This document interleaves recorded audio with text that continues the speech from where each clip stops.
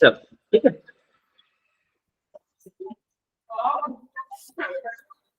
तो देखो आज का जो हमें चैप्टर पढ़ना है उसमें है work, energy and power. Work, energy and power. तो सबसे पहले मैं इस चैप्टर को स्टार्ट करूं, आप लोग मुझे ये बताइए कि वर्क होता क्या है। What is work? Sir movement होना ऑब्जेक्ट का। ऑब्जेक्ट का मूवमेंट वर्क होता है। सर उस पर फोर्स लगे व्हाट इज और वर्क? सर मूव करे एक जगह से दूसरी जगह। Sir displacement. हाँ डिस्प्लेसमेंट। डिस्प्लेसमेंट वर्क है। Product of force and displacement. चलो ठीक है, मैं बताता हूँ। ठीक है, तो देखो वर्क तो वैसे बहुत सारी चीजें हो रही है कि जैसे कुछ लोग कहते रहते हैं यार मैं खाना खा रहा हूँ, भी काम कर रहा हूँ, ठीक है? यार मैं सो रहा हूँ, बहुत बड़ा काम कर रहा हूँ, तो ये भी वर्क होता है उनके लिए। ठीक है, लेकिन फिजिक्स में जो वर्क कंसिडर किया जाता है, फिजिक्स में उसी चीज को वर्क बोलेंगे। फिजिकल वर्क हम कह सकते हैं, फिजिकल वर्क। फिजिक्स में वर्क बेसिकली क्या होता है, जैसे मान लो कोई एक ऑब्जेक्ट है, इस पर तुमने फोर्स अप्लाई किया, इस पर तुमने क्या अप्लाई किया, फोर्स। और फोर्स अप्लाई करने से ऑब्जेक्ट उसी डायरेक्शन में, सेम डायरेक्शन में डी डिस्प्लेसमेंट किया। डी डिस्प्लेसमेंट किया सेम डायरेक्शन में। डिस्प्लेसमेंट बोल रहे हैं, डिस्टेंस नहीं, याद रहे। ठीक है, हो सकता है कि फोर्स तुमने इधर लगाया, ऑब्जेक्ट इधर मूव कर रहा हो, तब भी हम डिस्प्लेसमेंट देखेंगे। ठीक है, तो जिस डायरेक्शन में फोर्स लगाया है उसी डायरेक्शन में अगर ऑब्जेक्ट डी डिस्प्लेस कर गया तो हम कहते हैं कि देखो वर्क हुआ। कहते हैं क्या हुआ, वर्क। क्या कहते हैं, वर्क हुआ। और ये वर्क किसके बराबर हुआ, वर्क हुआ फोर्स इंटू डिस्प्लेसमेंट के बराबर। फोर्स इंटू डिस्प्लेसमेंट के बराबर, ये फिजिकल वर्क। आ रहा है समझ में? बाकी तुम कोई ऑब्जेक्ट ले लो, उस ऑब्जेक्ट पे 400 न्यूटन लगा दो, और अगर ये ऑब्जेक्ट डिस्प्लेस नहीं किया, अगर ऑब्जेक्ट डिस्प्लेस नहीं किया, जहां पे था वहीं पे रह गया, आ रहा है समझ में, तो वर्क जीरो। Work zero. जब तक डिस्प्लेसमेंट नहीं तब तक वर्क, जब तक डिस्प्लेसमेंट नहीं तब तक वर्क। अच्छा, वर्क कैसी क्वांटिटी, ये तो फिजिकल वर्क की बात हो गई। वर्क क्वांटिटी है कैसी, वर्क स्केलर क्वांटिटी। कैसी क्वांटिटी है, स्केलर क्वांटिटी। स्केलर क्वांटिटी का मतलब, स्केलर क्वांटिटी का मतलब है इसमें नो डायरेक्शन, नो डायरेक्शन, कोई भी डायरेक्शन नहीं, कोई भी डायरेक्शन नहीं। आ रहा है? लेकिन एक चीज ध्यान देना, ये जो वर्क बना है ना, दो वेक्टर क्वांटिटी से मिलकर बना। दो वेक्टर क्वांटिटी कौन कौन सी, एक वेक्टर क्वांटिटी फोर्स, एक vector quantity displacement. Two vector quantities,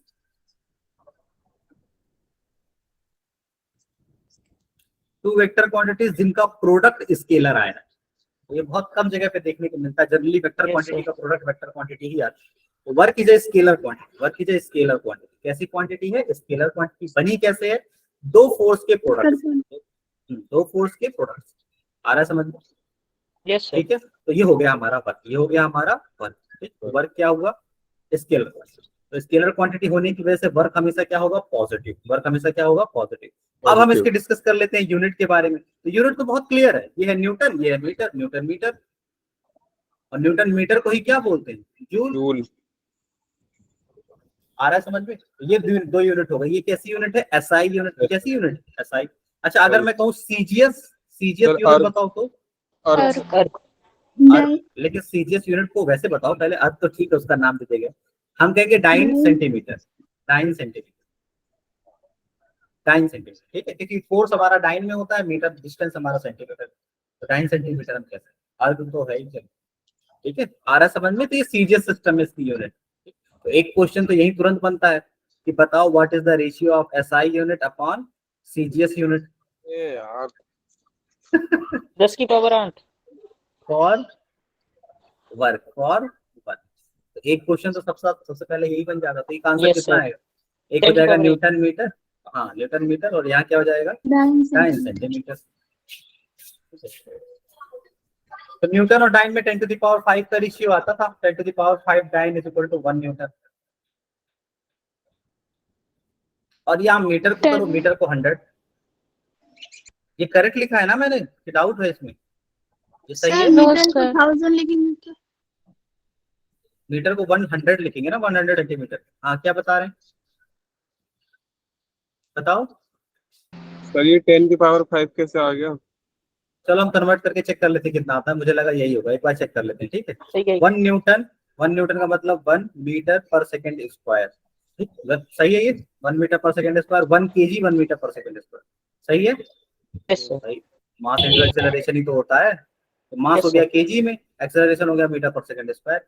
अब सीजीएस में कन्वर्ट करना है तो केजी के प्लेस पे ग्राम लिख दो, 1000 ग्राम, और मीटर के प्लेस पे 100 सेंटीमीटर लिख दो, और सेकंड सेकंड ही रहेगा।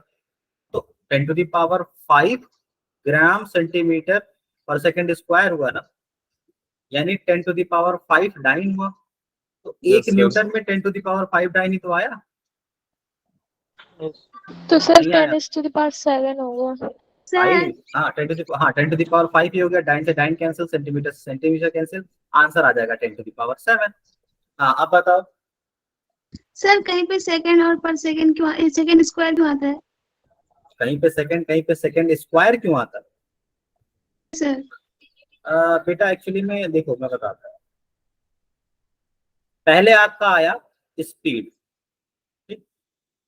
स्पीड होती क्या है? डिस्टेंस के चेंज का रेट, डिस्टेंस के चेंज का रेट। डिस्टेंस कैसे चेंज हो रही है? डिस्टेंस के चेंज का रेट, रेट निकालने के लिए एक बार टाइम से डिवाइड किया गया, तो हमने कहा d2 माइनस d1, इसको डिवाइड कर दो टाइम से, आगे हमारा क्या है? स्पीड। फिर आया स्पीड के चेंज का रेट, स्पीड के चेंज का रेट, ठीक है, स्पीड चेंज रेट। तो स्पीड के चेंज का रेट हमने कैसे निकाला? v2 माइनस v1 टाइम से डिवाइड कर दिया। अब ये स्पीड में एक बार टाइम ऑलरेडी था, देखो एक बार टाइम स्पीड में ऑलरेडी था, तो जब यहाँ टाइम को लाके यहाँ रखेंगे ना तो टाइम स्क्वायर हो जाएगा, और टाइम स्क्वायर की यूनिट सेकंड स्क्वायर हो जाएगा। Yes sir. ठीक है, तो ये हो गया। तो ये चीज समझ में आया, सीजीएफ सिस्टम पहला क्वेश्चन समझ में आया, सीजीएफ सिस्टम और एसआई सिस्टम की यूनिट का ratio for work. Yes. Yes और सर। वर्क होता क्या है? वर्क तभी होगा जब किसी ऑब्जेक्ट पर फोर्स अप्लाई किया जाएगा, और फोर्स अप्लाई करने के बाद ऑब्जेक्ट डिस्प्लेस करना चाहिए, तभी जाके वर्क होगा, तभी जाके वर्क होगा। ठीक है, चलो अच्छा देखो, अब दो तरह के वर्क होते हैं वर्क में भी, हालांकि वर्क स्केलर क्वांटिटी है, स्केलर क्वांटिटी होने के बाद भी work scalar quantity. Two type से वर्क होते हैं, एक पॉजिटिव वर्क, एक नेगेटिव, एक नेगेटिव वर्क। अब मैं इसका मतलब बता देता हूँ, पॉजिटिव वर्क और नेगेटिव वर्क का मतलब क्या होता है। एक जीरो वर्क भी तो पॉजिटिव, होता है। हाँ जीरो वर्क भी होगा, जीरो वर्क भी होगा, जाहिर सी बात है जीरो वर्क भी होगा, अगर डिस्प्लेसमेंट जीरो तो जीरो वर्क। ठीक है, तो पॉजिटिव वर्क और नेगेटिव वर्क, इन दोनों का मैं आपको मतलब बता देता हूँ। ठीक है, देखो पॉजिटिव वर्क का मतलब work done by system, work done by system. अगर कोई सिस्टम वर्क कर रहा है, ठीक है, अगर कोई सिस्टम वर्क कर रहा है तो उसका वर्क पॉजिटिव कंसीडर किया जाएगा। नहीं, वर्क डन ऑन सिस्टम, और work done by system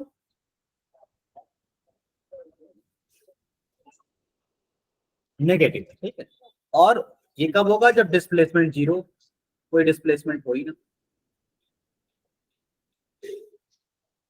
sir पहला वाला कौन सा सिस्टम है sir? Along. Work done on system, okay. Work done on system मैं बताता हूँ पॉजिटिव वर्क का मतलब क्या हो जाता है। Work done on system,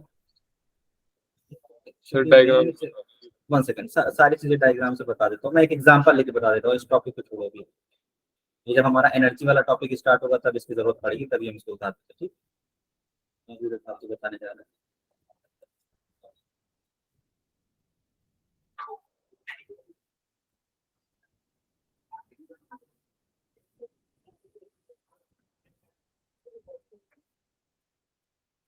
actually में इसकी जरूरत एनर्जी कंजर्वेशन में पड़ेगी, वहीं पे बता देंगे। ठीक है, वहां पे ये समझ में भी आएगा फिर।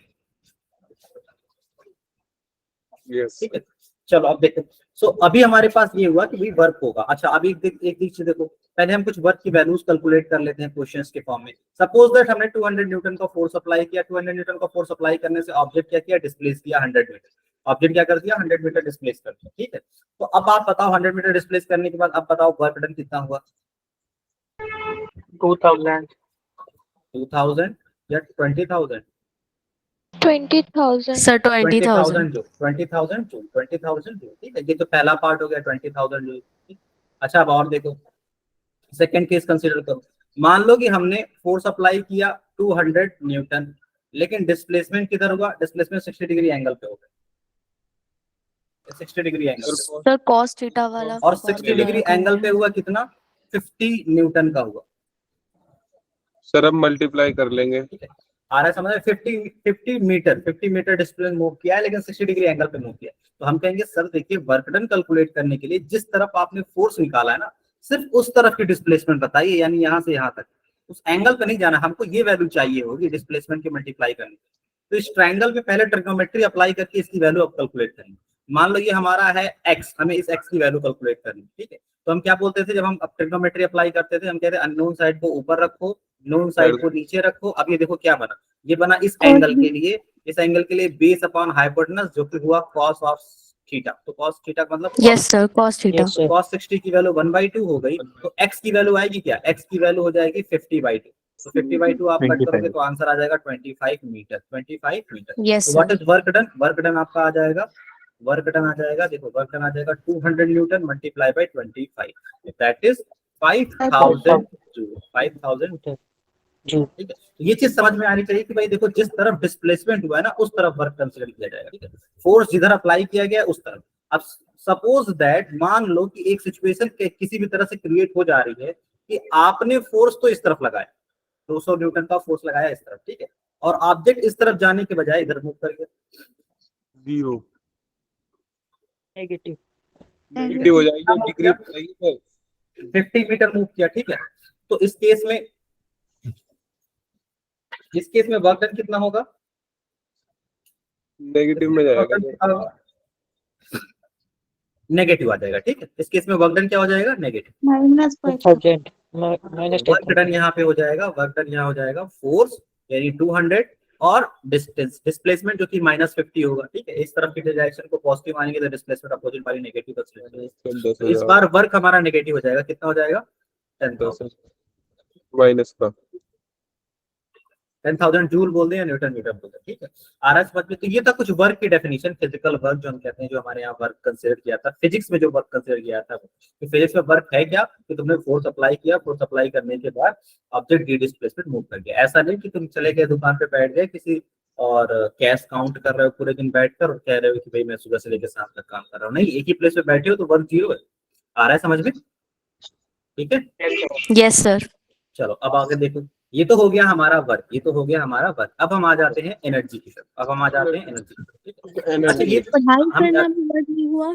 पढ़ाई करना भी वर्क नहीं हुआ, बिल्कुल। एक जगह बैठ के पढ़ोगे तो पढ़ाई करना नहीं हुआ, तभी तो गार्जियन तुमसे कहते हैं कि हिल हिल के पढ़ो, खड़े घूम सर नहीं, टोटल के पढ़ा करेंगे अब। खड़े होके चल चल के पढ़ो, तभी काम सर हमारे होता है, हॉस्टल में तभी सब टहल टहल के पढ़ते थे जाते। वही तो, इसीलिए वो लोग वर्क करते हैं, तभी तो उनका नंबर अच्छा आता है। यस सर, 1-2 घंटे पढ़ते थे सिर्फ सर। वही तो। अब मैं खुद ही मैं बैठ के तुम लोग को पढ़ा रहा हूँ, विकार सर। अभी अगर विकार सर होते क्लास में तो अभी कहते कि तो आपने तो बैठ के पढ़ाया, आपने कोई काम किया ही नहीं। तो सैलरी मिलती थी लेकिन खैर मैं उन्हें पेन चला के दिखा देता हूँ कि देखिए पेन चल रही है, डिस्प्लेसमेंट हो रहा है। चलो देखो, और तुम लोग को मालूम है कितना बड़ा डिस्प्लेसमेंट हुआ है, 700 किलोमीटर का डिस्प्लेसमेंट हुआ है। मैं अलीगढ़ से घर आया हूँ अपने, 700 आपका किलोमीटर घर का कहाँ है? डिस्प्लेसमेंट सिद्धार्थ नगर के पास, यानी फरीदाबाद। डिस्टेंस डिस्प्लेसमेंट नहीं। क्या है डिस्टेंस है डिस्प्लेसमेंट नहीं? Yes sir. ट्रेन सीधी जाती है, मुड़ती नहीं है। फिर भी कम से कम 500 किलोमीटर तो होगा डिस्प्लेसमेंट। घर छोड़कर थोड़ा है। सिद्धार्थ नगर कहाँ है? आप बैठे हुए थे। सर क्या यूपी हुआ? में सिद्धार्थ नगर। तो सर मस्त अभी आपने डिस्प्लेसमेंट की बात की तो आप 500 आ गए, तो 200 किलोमीटर का डिफरेंस था, तो ये डिस्प्लेसमेंट थोड़ी हुआ। तो मैं तो कह रहा हूँ ना कि अप्रॉक्स मान लो, मैंने तुम्हारी बात मान ली कि चलो ठीक है डिस्टेंस नहीं है डिस्प्लेसमेंट। तो डिस्प्लेसमेंट इसीलिए तो मैंने 200 कम कर दिया, 200 थोड़ा कम होगा, 700 किलोमीटर से ऊपर है हमारे यहाँ का। ये तो डिस्टेंस है, डिस्प्लेसमेंट थोड़ी है। अब मानोगे नहीं तुम लोग में। नहीं सर। चलो ठीक है, कल मैं गोरखपुर चला जाता हूँ, ठीक है। अब तो हो जाएगा 700 किलोमीटर। हाँ सर हाँ, हो आपने जाएगा। पढ़ाई है। हाँ, और तुम्हें नहीं पता, अभी मैंने विकास सर को भी बताना है, कह देना है कि सर सैलरी मुझे जब मैं घर पे हूँ तभी दे दीजिए, वरना मैं वापस अलीगढ़ आ गया तो कह देंगे displacement 0 work 0। Yes sir, displacement 0 हो जाएगा। मुझे अभी भी सैलरी देनी पड़ेगी। चलो खैर कोई बात नहीं। सो हम कहाँ पे आ गए थे? एनर्जी नहीं, घर पे आ गए थे। हाँ, वर्क के बारे में हम लोग देख रहे थे। अच्छा अभी हमने ये तो पढ़ लिया वर्क हमारा कब होता है कब नहीं होता है, लेकिन अब हम ये देखेंगे वर्क की कुछ एग्जांपल जब हमारा वर्क होता ही नहीं है, ठीक है। वर्क जब 0 होता है, ये तो एग्जांपल हो गया वर्क हमारा कब पॉजिटिव होता है। देखो इस केस में वर्क पॉजिटिव, इस केस में वर्क पॉजिटिव एंगल पे, इस केस में वर्क नेगेटिव। ये 3 एग्जांपल हमने देख लिया। वर्क डन 0 का हमने एग्जांपल नहीं देखा। तो वो एग्जांपल कुछ ऐसे है, देखो कि एक ऐसे बताया जाता है पुली है, उसने फोर्स लगाया ऑब्जेक्ट पे ऊपर की तरफ, ठीक है। 100 न्यूटन का फोर्स ऊपर की तरफ लगाया हुआ है। 100 न्यूटन का फोर्स ऊपर की तरफ लगाया हुआ है, ठीक है, और डिस्प्लेस इस तरफ कर गया 20 मीटर 200 मीटर डिस्प्लेस कर गया। तो अब बताओ वर्क डन कितना हुआ? सर तो हम जीरो। कहेंगे देखो इसने अपने सर, हाथों zero। में जो पुली सर था, 0 होगा। हाँ पता नहीं हाथ से उठाया पैर से उठाया, चलो ये जो पुली था उसने सामान को ऊपर उठाया था ना, फोर्स तो ऊपर लगाया, तो ऊपर की तरफ कोई डिस्प्लेसमेंट नहीं, ऊपर की तरफ कोई डिस्प्लेसमेंट नहीं हुआ, जो तुम्हारा सूटकेस था वो आगे मूव किया, तो इस केस में वर्क डन 0 हो जाता है। वर्क डन 0 क्योंकि जिस डायरेक्शन में फोर्स अप्लाई किया उस डायरेक्शन में कोई डिस्प्लेसमेंट नहीं है, ठीक है, आ रहा है समझ में? तो ये कॉन्सेप्ट है वर्क का कि वर्क कब हो रहा है कब वर्क नहीं हो रहा है, ठीक है। अब हम आ जाते हैं अपने नेक्स्ट कॉन्सेप्ट पे, that is energy. Sir negative कैसे हुआ? वर्क नेगेटिव कैसे हुआ? आप नेगेटिव लेट आए क्या? हाँ थोड़ा सा लेटा है। थोड़ा सा लेटा है तो थोड़ा सा ही तो पढ़ाया है। अगर फोर्स और डिस्प्लेसमेंट की डायरेक्शन एक दूसरे से अपोजिट है तो दोनों वेक्टर क्वांटिटी है, एक को आप पॉजिटिव कंसीडर करेंगे तो दूसरा अपने आप नेगेटिव हो जाएगा, तो इन दोनों का प्रोडक्ट क्या आएगा? नेगेटिव। आ गया समझ में? Yes sir. चलो अब आ जाते हैं सर एनर्जी पे। मैक्सिमम वर्क डन कहाँ हो रहा है? मैक्सिमम वर्क डन तब हो रहा है, देखो मैक्सिमम वर्क डन तब हो रहा है जब जिस डायरेक्शन में फोर्स अप्लाई हो एकदम बिल्कुल डिस्प्लेसमेंट भी एग्जैक्टली उसी डायरेक्शन में होना चाहिए, तो वहां मैक्सिमम वर्क डन। और मिनिमम?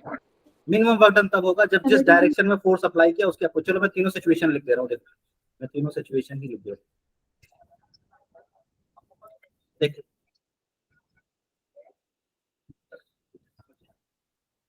मैक्सिमम, मिनिमम और उसके जीरो की तीनों की सिचुएशन लिख दे रहा हूँ। पहला मैक्सिमम, तो मैक्सिमम तब होगा जब तुमने 10 न्यूटन का फोर्स अप्लाई किया और ऑब्जेक्ट 5 मीटर मूव कर गया, तो इस केस में 50 आ गया मैक्सिमम। एक एग्जांपल है, फोर्स कुछ भी चेंज हो सकता है, कहने का मतलब ये है कि फोर्स एंड डिस्प्लेसमेंट पैरेलल होने चाहिए, फोर्स का वेक्टर पैरेलल होना चाहिए डिस्प्लेसमेंट वेक्टर, ठीक है, फोर्स और डिस्प्लेसमेंट पैरेलल होना चाहिए, तब एंगल 0 होना चाहिए दोनों के बीच, एंगल 0, ठीक है। ये तो पहली सिचुएशन हो गई। दूसरी सिचुएशन 0 कब होगा?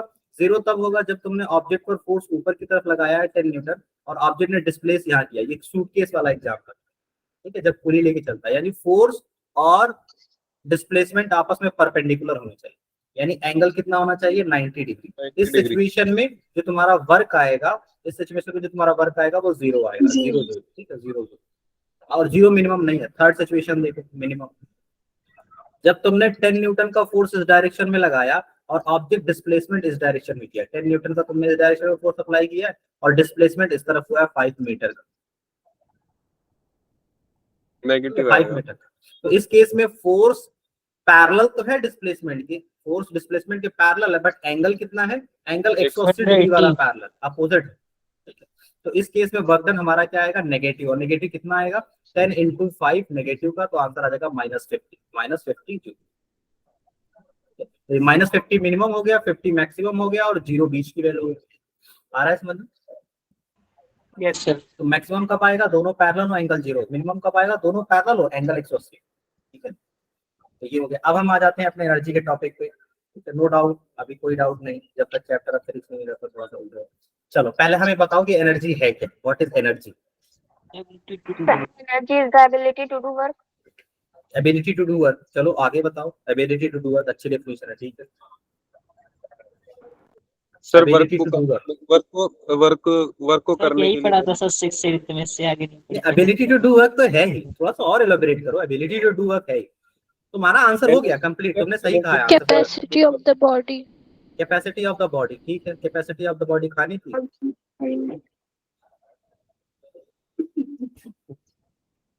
चलो मैं बता दूं, पोटेंशियल टू मूव, ठीक है, पोटेंशियल टू मूव, ठीक है। तो जैसे मान लो किसी ऑब्जेक्ट में ज्यादा पोटेंशियल है मूव करने का, तो उसकी एनर्जी ज्यादा हो, आ रहा है समझ में?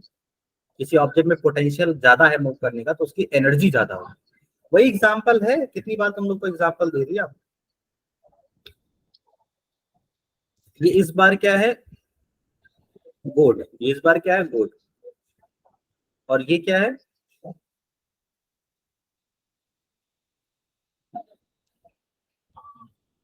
ये क्या है बताओ? सर नई प्रजाति घोड़ा। पता ही नहीं चल रहा है। ये नई घोड़ा प्रजाति। सर इसकी पूंछ कहाँ जा रही है? चलो कोई बात नहीं, मैं बताता हूँ ना। सही ये है मान सर। लो ये गोट है, ठीक है, ये गोट है। ये इसे तुम कुछ भी मान सकते हो, चलो हॉर्स मान लेते हैं, ठीक है। आ रहा है समझ में? अब बस दोनों मूव कर रहे हैं, ठीक है, दोनों मूव कर रहे हैं, ठीक, आ रहा है समझ में? दोनों मूव कर रहे हैं, ये भी 100 मीटर पर सेकंड की स्पीड से मूव कर रहा है, ये भी 100 मीटर पर सेकंड की स्पीड से मूव कर रहा है, और तुम दोनों के सामने आके खड़े हो गए, तो एक में तो ऐसे होगा और इसमें बहुत दूर के पास जाएगा। उड़ आएंगे। उड़ जाएंगे, ठीक है। नहीं सर, ये वाला घोड़ा टकराएगा तो इसकी टांग टूट जाएगी। नहीं नहीं नहीं अरे इसकी टांगे मजबूत कर दो यार, तुम क्या बात कर सर रहे हो? ऊपर चले जाएंगे, घोड़ा वाला करेगा। हाँ, घोड़ा वाला करेगा तो ऊपर टंगे, अब सही है ना? अब तो सही है। कहने का देखो, कहने का सेंस देखो, सेंस समझ लो बस, वो तो चलो मजाक होता रहता है।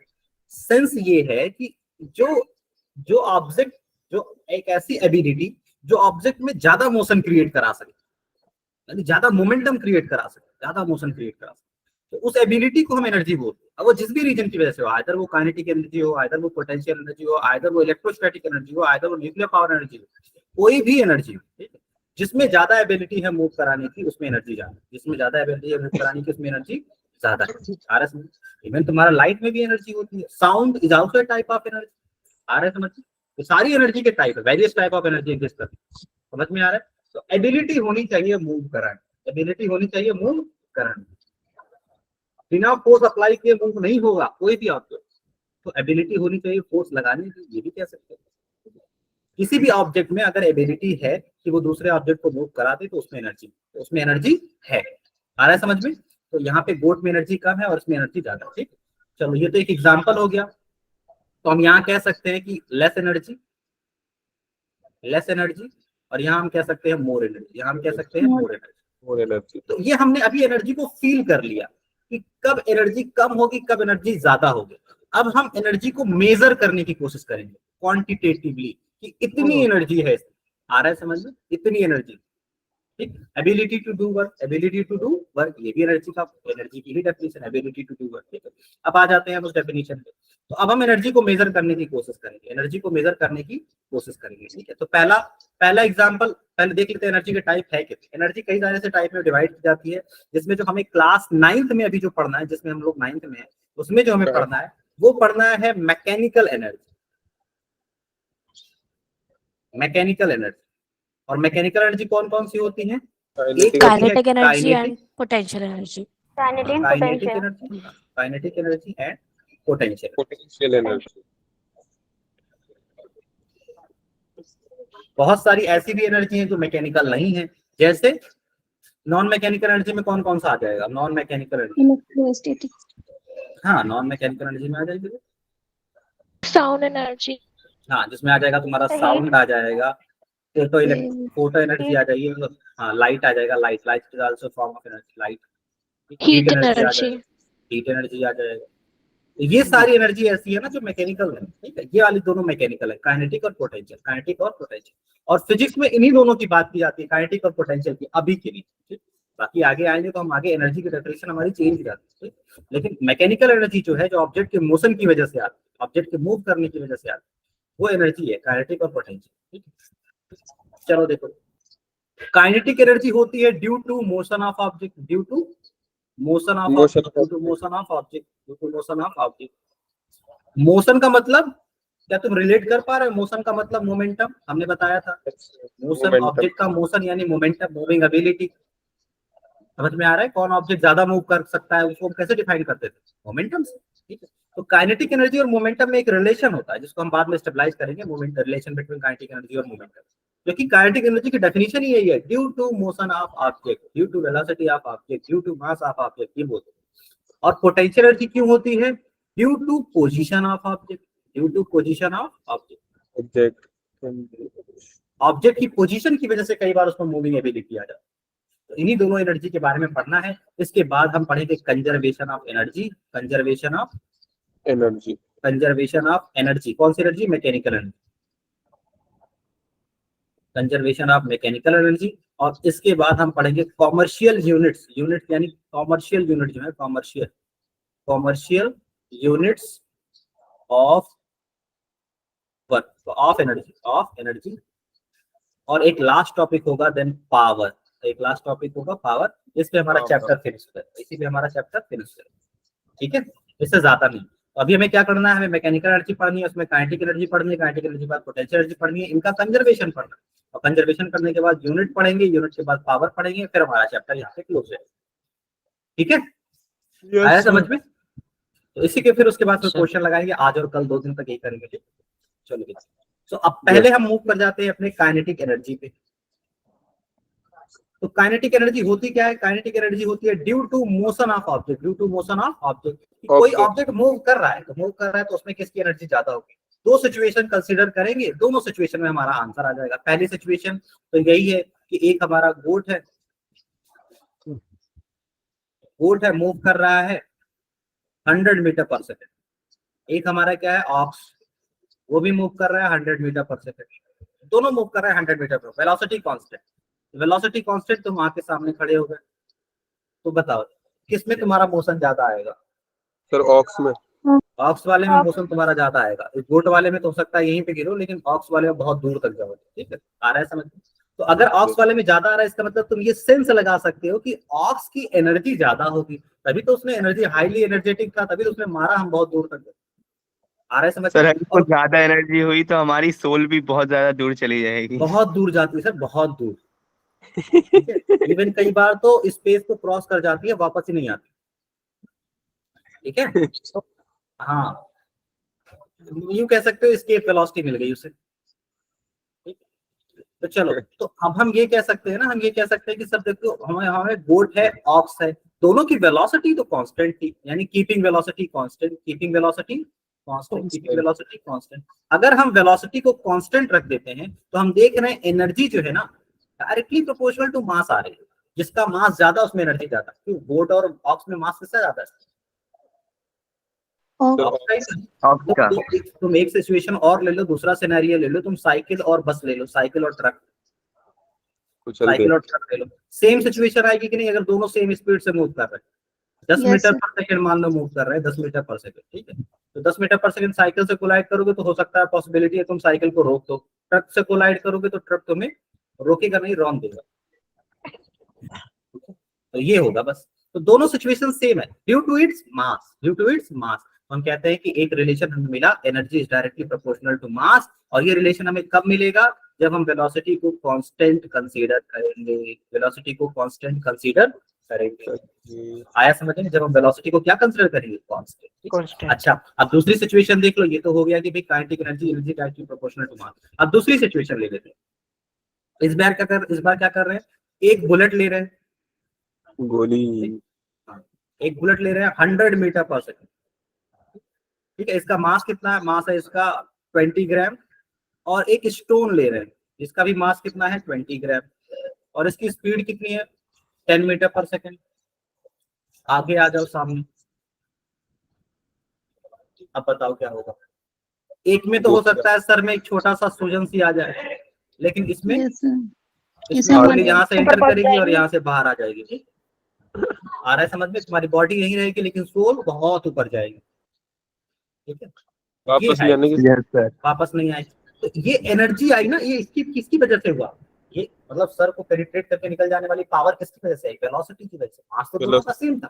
तो हम यहाँ कह सकते हैं कि देखो, बुलेट में एनर्जी ज्यादा है, क्योंकि ये बहुत ही ज्यादा मतलब पार करके निकल जा रही है। ठीक है, स्टोन में उतनी नहीं है। उसका रीजन क्या है? बुलेट की वेलोसिटी। तो हम कहेंगे देखो, keeping mass constant, mass constant. अगर तुम मास को कांस्टेंट रखते हो, तो ये जो एनर्जी है वो डायरेक्टली प्रोपोर्शनल टू वेलोसिटी है। और वेलोसिटी नहीं, वेलोसिटी स्क्वायर होता है। समझ में आ रहा है? Energy is directly proportional to velocity square. लेकिन कब? जब मास आपका कांस्टेंट, मास आपका कांस्टेंट। इन दोनों फॉर्मूले को, ये इक्वेशन नंबर 2 है, इक्वेशन नंबर 1 है, इन दोनों को हम मिक्स करते हैं तो हमारे पास जो काइनेटिक एनर्जी आती है वो आती है mc square, directly proportional to mc square. अब एक्सपेरिमेंटल देखो, कांस्टेंट को हटाएंगे, डायरेक्टली प्रोपोर्शनल के कांस्टेंट को हटाएंगे, एक कांस्टेंट लगाते हैं kmc स्क्वायर। अब एक्सपेरिमेंट किया जाता है। एक्सपेरिमेंट करने के बाद हमें पता चलता है कि k की वैल्यू नियरली 1/2 के बराबर। तो काइनेटिक एनर्जी किसके बराबर हो जाती है? 1/2 times of mass into velocity का स्क्वायर। mc स्क्वायर कहाँ लिख दिया था जी? mv square. 1/2 क्यों आया? 1/2 बताया तो एक्सपेरिमेंट किया जाता है, एनर्जी को वेरियस फॉर्म में कन्वर्ट करके चेक किया जाता है कितनी एनर्जी रही होगी। फिर हम दोनों तो को 1/2 याद रखना होगा सर। 1/2 mv², फॉर्मूला तो यही है 1/2 mv², ऑलवेज यही फॉर्मूला है, स्केलर क्वांटिटी ये भी, और इसकी भी यूनिट जूल ही है। यस सर, और इसकी भी यूनिट सीजी जूल आ रहा है समझ में। इसकी एनर्जी की यूनिट जो है, एनर्जी की यूनिट भी जूल ही है, एनर्जी की यूनिट जूल ही है, जूल यानी न्यूटन मीटर, न्यूटन मीटर भी आप बोल सकते हो। एनर्जी की एसआई यूनिट को न्यूटन मीटर बोल सकते हो। सर 1 कैलोरी में सर कितने जूल होते हैं? 1 कैलोरी में कितनी जूल होते हैं? Yes sir. यार मुझे याद तो 4.2 है नहीं, बस हाँ 4 पॉइंट ज्यादा है, सही सही क्या 4 पॉइंट। हाँ 1 जूल बहुत छोटी क्वांटिटी होती है, इसलिए तो कॉमर्शियल यूनिट यूज की जाती है, बहुत ही छोटी क्वांटिटी होती है, ठीक है। तो ये जो 1/2 कैलकुलेट किया गया है ना, ये कैसे कैलकुलेट किया गया है? देखो एनर्जी को वेरियस फॉर्म में कन्वर्ट करके किया जाता है। जैसे मान लो हमने क्या किया, हमने ऐसे कर दिया कि जैसे यूं सोच लो कि एक मैं सिस्टम बना दे रहा हूँ ऐसे, यहाँ पे एक स्टोन रख दिया, ठीक आ रहा है समझ में, और ऑब्जेक्ट को इस तरह से सेट कर दिया कि वो ऑब्जेक्ट आके 220 मीटर पर सेकेंड स्पीड से, जबकि उसका मास 1 kg का था, 1 kg का ऑब्जेक्ट 20 मीटर पर सेकेंड की स्पीड से यहाँ आके हिट किया, तो हिट किया ये स्टोन यहाँ इस तरह से लगा हुआ, तो जाहिर सी बात ये ऊपर चला जाएगा। तो ऊपर जाएगा तो हम कैलकुलेट कर लेते हैं कितनी हाइट अटेंड किया है, तो जितनी हाइट अटेंड किया वहां पे हम पोटेंशियल एनर्जी कैलकुलेट कर लेते हैं, पोटेंशियल एनर्जी को काइनेटिक एनर्जी के बराबर कर देते हैं, हमारा आंसर। ये एक्सपेरिमेंटल कैलकुलेशन होती है, इसके बारे में भी बहुत ज्यादा डीप में जाने की कोशिश करते हैं, ठीक है। तो ये एक एग्जांपल मैं बता रहा हूँ, ऐसे भी कैलकुलेट कर लेते हैं एनर्जी को वेरियस फॉर्म में कन्वर्ट करने के बाद, ठीक है। अब इतना जानो कि हाँ ये mv² होता है, mv² होता है, v² की वैल्यू 1/2 mv² होता है, ठीक है। अच्छा ये तो हो गई kinetic energy for classical physics, Newtonian physics, Newton की जो फिजिक्स है, न्यूटन की फिजिक्स में ऑब्जेक्ट माना जाता है ना, एक ऑब्जेक्ट को स्फेरिकल बॉल की तरह या क्यूब की तरह ट्रीट किया जाता है, ये सारे बॉल होते हैं, मतलब एग्जांपल होते हैं, इस पे फिजिक्स अप्लाई की जाती है कि एक बॉल है, बॉल पे हमने 100 न्यूटन का फोर्स अप्लाई किया, ठीक है। और एक होती है मॉडर्न फिजिक्स का मतलब जब लाइट ट्रेवल करती है, लाइट स्पीड ऑफ लाइट से ट्रेवल करती है, तो अगर कोई पार्टिकल स्पीड ऑफ लाइट से ट्रेवल कर रहा है ना, तो उसकी एनर्जी जो है 1/2 नहीं आता, तब वहां पे mc² आता है। आइंस्टीन की एनर्जी का इक्वेशन, आइंस्टीन एनर्जी का स्क्वायर E = mc², तो E = mc² में तुम देखो ये भी स्पीड ही है, यहाँ भी स्पीड है, ये मास है, यहाँ भी मास है, ये 1/2 कहाँ गायब हो गया? आइंस्टीन किसी डिस्कवरी को, आइंस्टीन ने बस 1/2 को गायब किया था, आइंस्टीन ने सिर्फ 1/2 को क्या किया था? गायब। इतना छोटा सा काम करके इतना फेमस हो गया, बताओ क्यों गायब? तो हम लोग को पता नहीं कितनी बार गायब कर देते। कह रहा हूँ इतना छोटा सा काम करके देखो कितना फेमस हो गया, 1/2 को बस गायब किया है। चालू था सर बहुत। हम लोग तो नहीं हुए। हाँ हम लोग पता नहीं कितनी बार गायब कर देते हैं, मैं तो कितनी बार पढ़ाता रहता हूँ कि भाई फॉर्मूला 1/2 mv² होगा, 1/2 स्क्वायर होगा, क्यों साजिद, लेकिन फॉर्मूला लगता वही है mv²। यस सर वही है। छपवा दीजिए हाँ सर, बुक बना के छपवा दीजिए आप। अरे नहीं बेटा, बहुत मार पड़ेगी, बहुत मार। मुझे भी तुम लोग के बहकावे में नहीं आना है। करके बताइए। नहीं प्रूफ वही तो नहीं किया था हमने, वही उसने प्रूफ कर दिया था, वही तो मेन चीज है। चलो ठीक,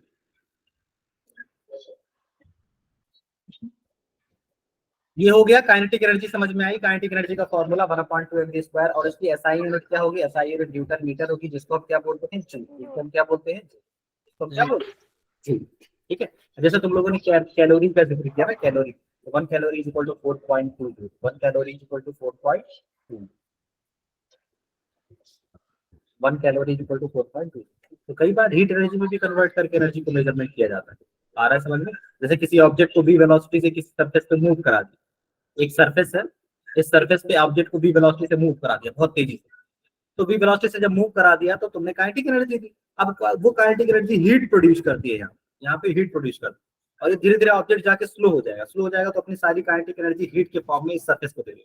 तो हीट एनर्जी कैलकुलेट कर लेते हैं कैलोरी में, और काइनेटिक एनर्जी जूल में, दोनों को कंपेयर करके 1/2 की वैल्यू आ जाती है, 1/2 ही आती है। मतलब कई सारे एक्सपेरिमेंटल कैलकुलेशन है, समझ में आ रहा है। तो वो 1/2 है, तुम्हें इसको याद करना पड़ेगा कि काइनेटिक एनर्जी 1/2 mv² होगी। और काइनेटिक एनर्जी का फॉर्मूला सिर्फ तुम तब अप्लाई करोगे जब कोई ऑब्जेक्ट v वेलोसिटी से मूव कर रहा होगा जिसका मास m। अच्छा मैंने आपको बताया था कि देखो ये जो काइनेटिक एनर्जी है ना, due to motion of object है, और मोशन का मतलब ही होता है मोमेंटम, तो काइनेटिक एनर्जी को, जिसको हम P से रिप्रेजेंट करते हैं, काइनेटिक एनर्जी को P से रिप्रेजेंट करते हैं, यानी P is equal to 1/2 mv²। P is equal to P नहीं, P काइनेटिक एनर्जी ऐसे है, kinetic energy is equal to 1/2 mv²। ये होता है ना kinetic energy equal to 1/2 mv²। अब हमें इसका मोमेंटम के साथ रिलेशन दिखाना है, मोमेंटम के साथ रिलेशन। देखो मोमेंटम के साथ रिलेशन कैसे आएगा, मोमेंटम होता क्या था mv, यस सर। mv को हम मोमेंटम बोलते थे। क्या तुम्हें mv यहाँ नहीं नजर आ रहा है? Yes sir. तो हम तुम ऐसे कह सकते हो kinetic energy equal to 1/2 times of mv, यानी काइनेटिक एनर्जी इक्वल टू, तुम ऐसे बोल सकते हो 1/2 टाइम्स ऑफ tv। ये रिलेशन है, kinetic energy equal to 1/2 times of tv। ये भी एक फार्मूला है, momentum into velocity, momentum into velocity. आया समझ में? एक नया फार्मूला मिल गया। Yes sir. और सिर्फ यही क्यों, हम एक तरीके से और कन्वर्ट कर दें। देखो kinetic energy is equal to 1/2 times of mv²। क्या होगा अगर हम दोनों साइड m से मल्टीप्लाई कर दें? ये हो जाएगा m times of kinetic energy is equal to 1/2 times of m²v²। और इसी को हम ऐसे लिख सकते हैं 2m kinetic energy is equal to mv का होल स्क्वायर। ठीक, ऐसे लिख सकते हैं ना। और mv के प्लेस पे अगर तुम फिर से मोमेंटम रख दो, ये हो जाएगा तुम्हारा momentum square equal to 2 times of mass into kinetic energy. तो ये और फार्मूला बन गया। आया समझ में? फार्मूला समझ में आ रहा है ये मैं कैसे बना रहा हूँ? Yes sir. Yes sir. Yes clear है? सर। सही बता। तो Yes, ये sir. फॉर्मूले याद रखना कि काइनेटिक एनर्जी 1/2 mv² थी, जो कि होती है due to momentum of object, motion of object की वजह से होती है। तो जाहिर सी बात है काइनेटिक एनर्जी का रिलेशन मोमेंटम से हम निकाल सकते हैं। तो मैंने कुछ नहीं किया है, बस mv के प्लेस पे p रख दिया। मैंने mv इसमें से फाइंड किया, mv फाइंड किया, mv फाइंड करके उसके प्लेस पे p रख दिया, तो एक फॉर्मूला बन गया। अब हम mv के प्लेस पे p एक तरीके से और रख सकते थे, जो कि मैंने तुम्हें यहाँ बताया कि m से मल्टीप्लाई कर दो दोनों साइड, तो यहाँ m इंटू के आ जाएगा m² v स्क्वायर पे डायरेक्ट प्लेस पे डायरेक्टली मोमेंटम का square, momentum square equal to m। अब तुम्हारा एक फॉर्मूला और यहाँ बन जाता है, momentum is equal to root के अंदर 2 times of mass of object और काइनेटिक एनर्जी ऑफ ऑब्जेक्ट। ये रिलेशन है, relation between momentum and kinetic energy, relation between momentum and kinetic energy. ठीक है? या तुम ये कह सकते हो kinetic energy is equal to momentum का स्क्वायर, जो कि यहाँ है, और ये 2m को ट्रांसफर कर दो यहाँ डिनोमिनेटर अपॉन 2m। ये भी कह सकते हो कि मोमेंटम मालूम है तो काइनेटिक एनर्जी निकाल लेंगे, और काइनेटिक एनर्जी मालूम है तो मोमेंटम निकाल लेंगे with the help of mass. नहीं आया समझ? आ गया सर। आ गया। तो ये हो गया सारा डिस्कशन अबाउट काइनेटिक एनर्जी। अब इसके कुछ क्वेश्चंस कैसे हम लगा सकते हैं, इसके क्वेश्चन ऐसे लगा सकते हैं। ठीक है, सपोज दैट एन ऑब्जेक्ट है, मूव कर रहा है, कोई ऑब्जेक्ट है जिसका मास है 2 kg और ये मूव कर रहा है 20 metre per second, 20 metre per second. So what is the kinetic energy? Kinetic energy होगी क्या? 1/2 times of mv², 1/2 times of mv², 1/2 times of mass, mass इसका 2 kg, और वेलोसिटी 20 × 20। तो 2 से 2 कट जाएगा, आंसर आ जाएगा 400 जूल। 400। ये तो बहुत सिंपल सा क्वेश्चन हो गया। अब क्वेश्चन को थोड़ा सा चेंज कर देते, थोड़ा सा चेंज। हम कहेंगे देखो एक ऑब्जेक्ट है, इनिशियली 5 मीटर पर सेकंड की स्पीड से मूव कर रहा था, और इसका मास कितना है? 2 kg। इसका मास कितना है? 2 kg। यूनिफॉर्मली एक्सेलरेशन हुआ है, 2 मीटर पर सेकंड स्क्वायर का, 2 मीटर पर सेकंड स्क्वायर। तो t इक्वल टू 10 सेकंड पर, t इक्वल टू 10 सेकंड पर चेंज इन काइनेटिक एनर्जी बताओ। अब यही क्वेश्चन टफ हो गया थोड़ा सा, चलो सॉल्व करने की कोशिश करो।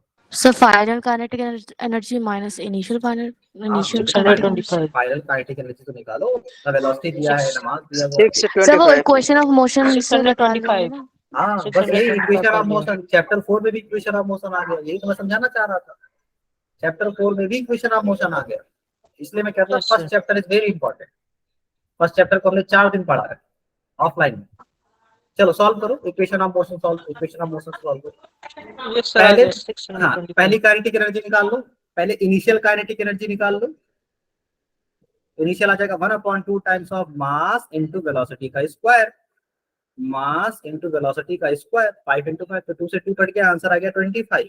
अब तुम्हें फाइनल काइनेटिक एनर्जी निकालनी, तो फाइनल काइनेटिक एनर्जी निकालने के लिए तुम्हें फाइनल वेलोसिटी निकालनी पड़ेगी। और अगर हाँ, एक्सेलरेशन अगर 2 का है, इसका मतलब वेलोसिटी में 1 सेकंड में चेंज 2 का आएगा। हमें 10 सेकंड में देखना है, तो 10 सेकंड में 20 का चेंज आएगा, तो 5 में 20 ऐड कर दो, फाइनल वेलोसिटी। या तो तुम फार्मूला लगा लो, v = u + at। Uniform acceleration में यही करते हैं। इनिशियल 5 है, एक्सेलरेशन हमारा 2 दे रखा है, टाइम है 10। आंसर आ गया 25, final velocity 25 metre per second. और मास कितना आ जाएगा फाइनल, भाई मास चेंज थोड़ा होने वाला है, मास तो सेम ही रहेगा। तो फाइनल काइनेटिक एनर्जी कितनी आ जाएगी, 1/2 टाइम्स ऑफ 2 इंटू 25 इंटू 25। तो 2 से 2 कट गया और आंसर आ गया 625। 625 तो चेंज इन काइनेटिक एनर्जी कितने की आई, चेंज इन काइनेटिक एनर्जी है 625 माइनस 25, आंसर आ गया 600। 600 आ रहा है समझ में, 600। ठीक आया, ओके आगे बढ़ जाएगा। तो ये काइनेटिक एनर्जी का क्वेश्चन था। ठीक है, अब हम मूव कर जाते हैं नेक्स्ट क्वेश्चन पे। दैट इज एन ऑब्जेक्ट, एक ऑब्जेक्ट है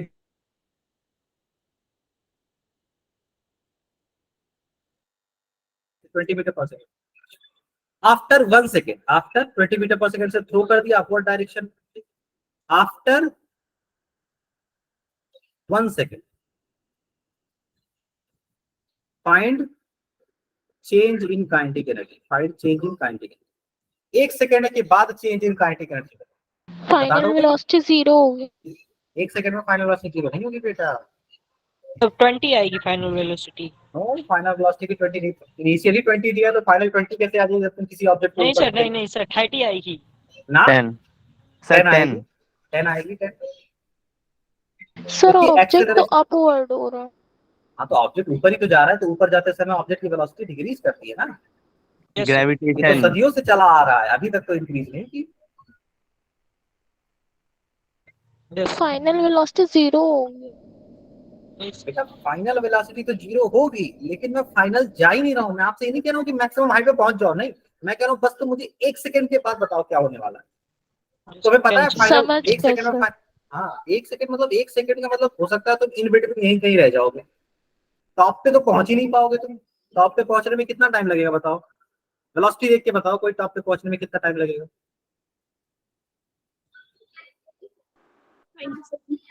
कितना, सर 5 सेकंड की 5 हाइट सेकंड नहीं लगेगा। अरे छोड़ो तुम लोग बेकार हो। सर क्या दोबारा बताइए सर, हम बताएंगे। सर लेंथ है डिपेंड नहीं, करता है कि हाइट कितनी है उससे। बट कुछ डिपेंड नहीं करता, मैं खाली टाइम पूछ रहा हूँ आपसे। ये देखो आपसे ये पूछा गया है कि 20 की स्पीड मैंने इनिशियल दे दी, ठीक है, फाइनल तक पहुंचने में कितना टाइम लगेगा, यानी टॉप पे पहुंचने में। 20 second. 2 second sir, 2 second. 2 second answer आएगा भाई, 20 कैसे आएगा भैया। देखो मैं बता रहा हूं, जी का मतलब क्या होता है, अभी तक तुम लोग एक्सेलरेशन को फील नहीं कर पाए। जी का मतलब क्या होता है, मैंने कहा था जी का मतलब 1 सेकंड में वेलोसिटी में चेंज लाना। तो अगर जी की वैल्यू 10 है तो ये 1 सेकंड में 10 का चेंज लाएगा। अगर अपोजिट डायरेक्शन में है तो घटाएगा, सेम डायरेक्शन में तो बढ़ाएगा। अपोजिट डायरेक्शन में तो पहले सेकंड में वेलोसिटी हमारी चेंज होकर 10 मीटर पर सेकंड हो जाएगी, 10 का चेंज हो जाएगा। दूसरे सेकंड में 10 का चेंज और आएगा, 0 मीटर पर सेकंड हो जाएगा। तो 2 सेकंड में 0 हो गया, इसका मतलब हम मैक्सिमम हाइट पे पहुंच गए। जब फाइनल वेलोसिटी 0 तभी हम मैक्सिमम हाइट पे पहुंच जाएंगे। नहीं आया समझ, सर आ गया सर। अगर एक्सेलरेशन की फीलिंग हो तब तो क्वेश्चन बहुत जल्दी लग सकता है।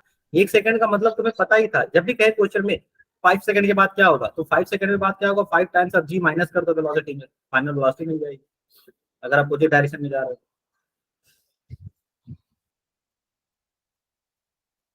चलो हो गया, आया काइनेटिक एनर्जी में चेंज। अच्छा मास तो दिया ही नहीं, तुम लोगों ने पूछा भी नहीं। यस तो पूछ तो लिया होता, कैलकुलेट करके निकालोगे मास। 0 क्या 1 सेकंड में काइनेटिक एनर्जी में चेंज 0 का आया है? सर 200 आएगा। 200 सॉरी 4 सर था नहीं 300 300 आ सकता है, 300 हाँ सर 300 देख लेते हैं। चलो देखते हैं। चलो हम इनिशियल काइनेटिक एनर्जी निकालते हैं। इनिशियल का मतलब जस्ट जब मोशन स्टार्ट हुआ है, तो काइनेटिक एनर्जी हमारी कितनी होगी इनिशियल सिचुएशन में। मास हमारा देखो 2 kg का है, वेलोसिटी हमारी 20 मीटर है, और सिर्फ इन्हीं दोनों चीजों पे काइनेटिक एनर्जी डिपेंड करती है। तो हो जाएगी 1/2 टाइम्स ऑफ मास वेलोसिटी का स्क्वायर। 2 से 2 कट गया, आंसर आ गया 400 जूल। 400 joule correct. अच्छा अब हम 1 सेकंड के बाद की सिचुएशन देखते हैं, after 1 second. After 1 second 1 second के बाद वेलोसिटी निकालो पहले। 1 सेकंड के बाद velocity u plus at uniformly accelerated motion है, तो इनिशियल में 20 और g की वैल्यू कितनी है 10, g की वैल्यू कितनी है माइनस का 10 और टाइम हमारा 1 सेकंड, तो आंसर आएगा 10 मीटर पर सेकंड, ये फाइनल वेलोसिटी है। तो फाइनल काइनेटिक एनर्जी कितनी हो जाएगी 1/2 टाइम्स ऑफ मास तो सेम रहेगा इनटू 10 इनटू 10, तो 2 से 2 कट गया, आंसर आ गया 100 जूल। 100 जूल, ये तो final kinetic energy. Change in kinetic energy कितनी का आई 300. माइनस का 300। सब माइनस होगा ना? हाँ यस माइनस, कोई दिक्कत Yes, नहीं, तुम मैंने तो बस चेंज पूछा था, तो तुम चेंज पॉजिटिव भी बता सकते हो नेगेटिव, लेकिन चेंज नेगेटिव बोल दो तो ज्यादा मतलब सही है, थोड़ा सा कोई ऐसा वो नहीं है। बस उससे ये पता चल जाएगा कि हाँ काइनेटिक एनर्जी ऊपर जाते समय डिक्रीज कर रही है, तो माइनस 300 जूल है, माइनस 300। ठीक है, आ रहा है समझ में? अच्छा क्वेश्चन मैं सेम कर देता हूँ, सेम क्वेश्चन रहेगा, बस इस बार ऑब्जेक्ट क्या कर रहा है, टॉप से फॉल हो रहा है, 1 सेकंड के बाद change in kinetic energy. Question same है, ठीक है। इनिशियल वेलोसिटी 0 क्योंकि फॉल हो रहा है, मास वही है 2 kg का ही है, तो 1 सेकंड के जस्ट 1 सेकंड के बाद ये बताओ चेंज इन काइनेटिक एनर्जी कितनी?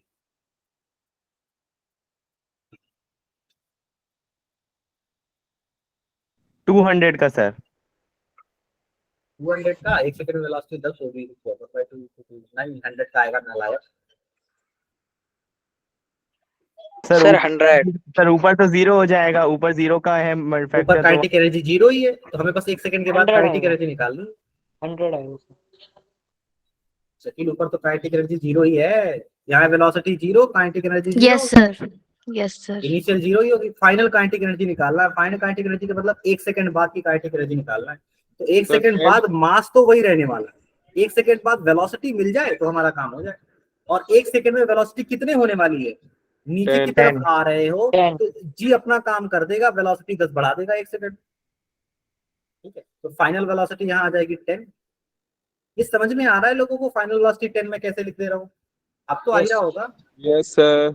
Kinetic energy is equal to Yes, 1/2 times of mass into 10 into 10, ठीक है। 2 से 2 कट जाएगा, आंसर आ जाएगा 100 जूल। और यही जो फाइनल काइनेटिक एनर्जी हुई है ना, उतना ही चेंज आएगा क्योंकि इनिशियल तो 0 थी, ठीक है। तो आ गया समझ में? हमने काइनेटिक एनर्जी पे अच्छा खासा डिस्कशन कर लिया। अब हम आ जाते हैं क्वेश्चन पे। अब हम आएंगे अभी पोटेंशियल एनर्जी पे, ठीक है। Potential energy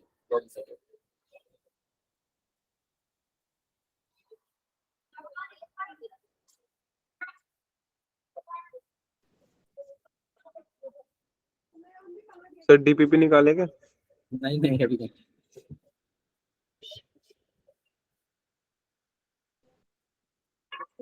potential potential energy solve कर रहा है ना, थोड़ा सा इसे नीचे कर दो, डीसीसी को बाद में लगा।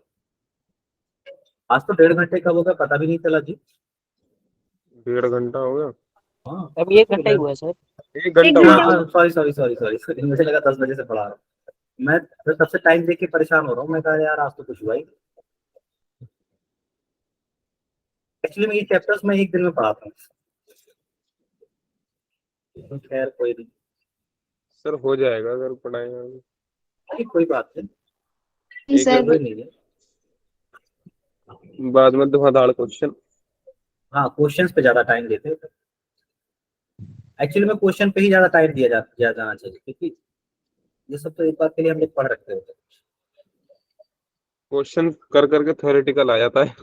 हाँ वही क्वेश्चंस करके ही थ्योरी कंप्लीट हो जाती है। मैं तो चलो अब हम लोग देखने वाले पोटेंशियल एनर्जी के बारे में। तो सबसे पहले पोटेंशियल एनर्जी की फीलिंग, ठीक है, उसके बाद फिर क्वेश्चन सॉल्व करेंगे, ठीक है। तो पोटेंशियल एनर्जी की फीलिंग का मतलब ये समझ लो कि पोटेंशियल एनर्जी होती क्या है पहले, ठीक है।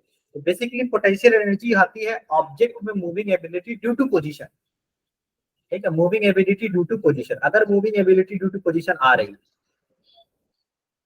ड्यू टू इट्स पोजीशन, तो इसको हम क्या बोलते हैं? तो इसमें पोटेंशियल एनर्जी आता है, उसमें पोटेंशियल एनर्जी आ गई।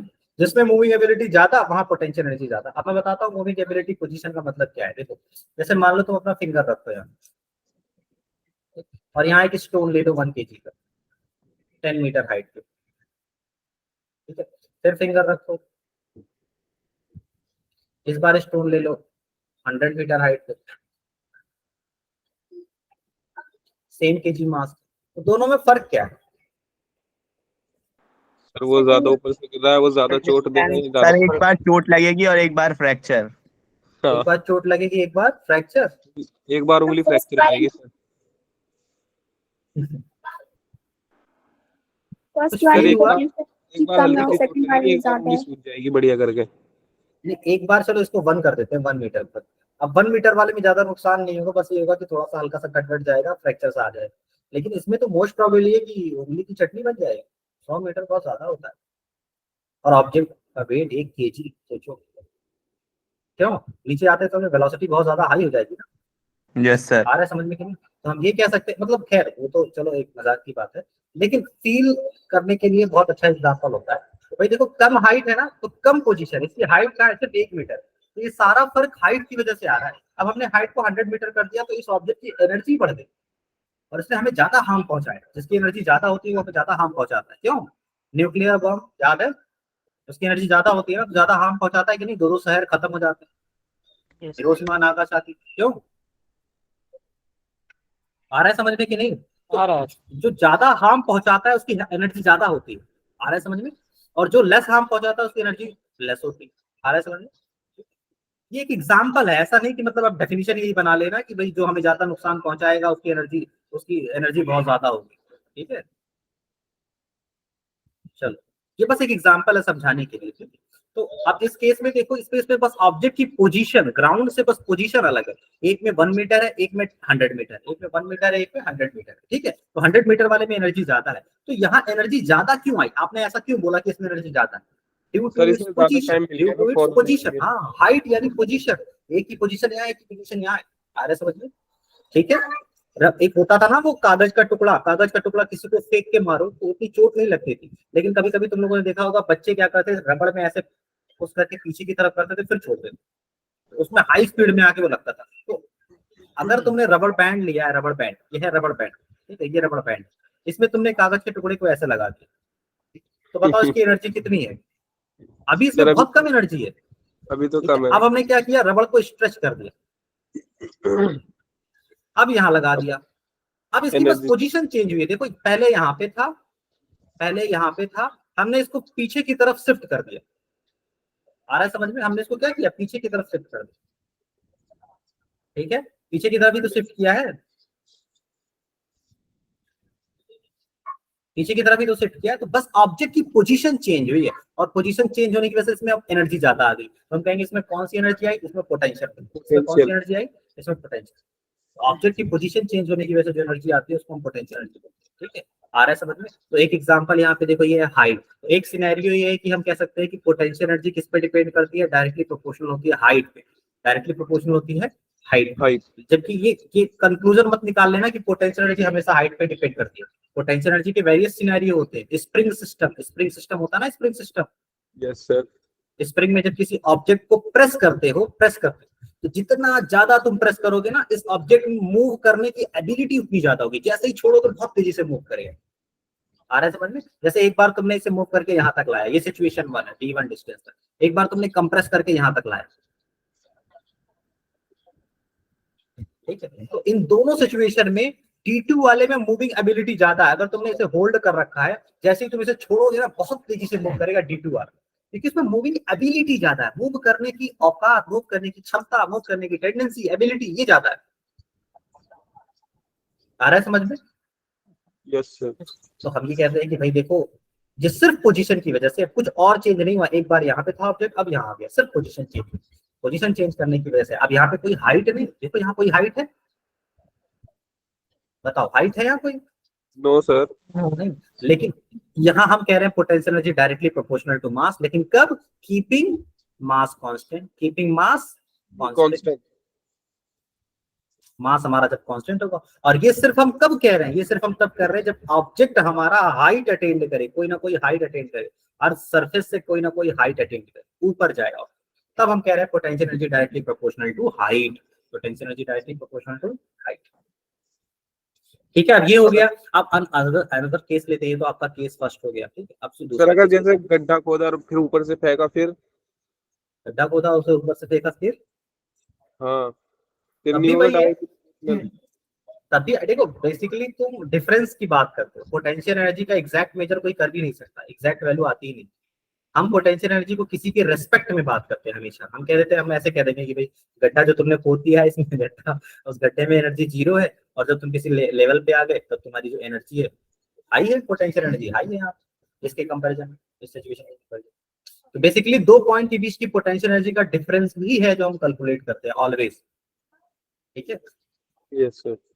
अब तुमने देखा होगा एक पोटेंशियल एनर्जी का एक फॉर्मूला होता है mgh, एग्जैक्ट वैल्यू बताने का। नहीं, वो एग्जैक्ट वैल्यू नहीं बताता, वो अर्थ सरफेस पे पोटेंशियल एनर्जी को जीरो मान लिया जाता है, जबकि अर्थ सरफेस पे पोटेंशियल एनर्जी जीरो होती नहीं है, उसके रेस्पेक्ट में mgh आया समझ में। Yes sir. बताऊंगा अभी, अभी बताऊंगा, अभी अभी ज्यादा सुनोगे तो कंफ्यूज हो जाओगे यहाँ पे, ठीक है।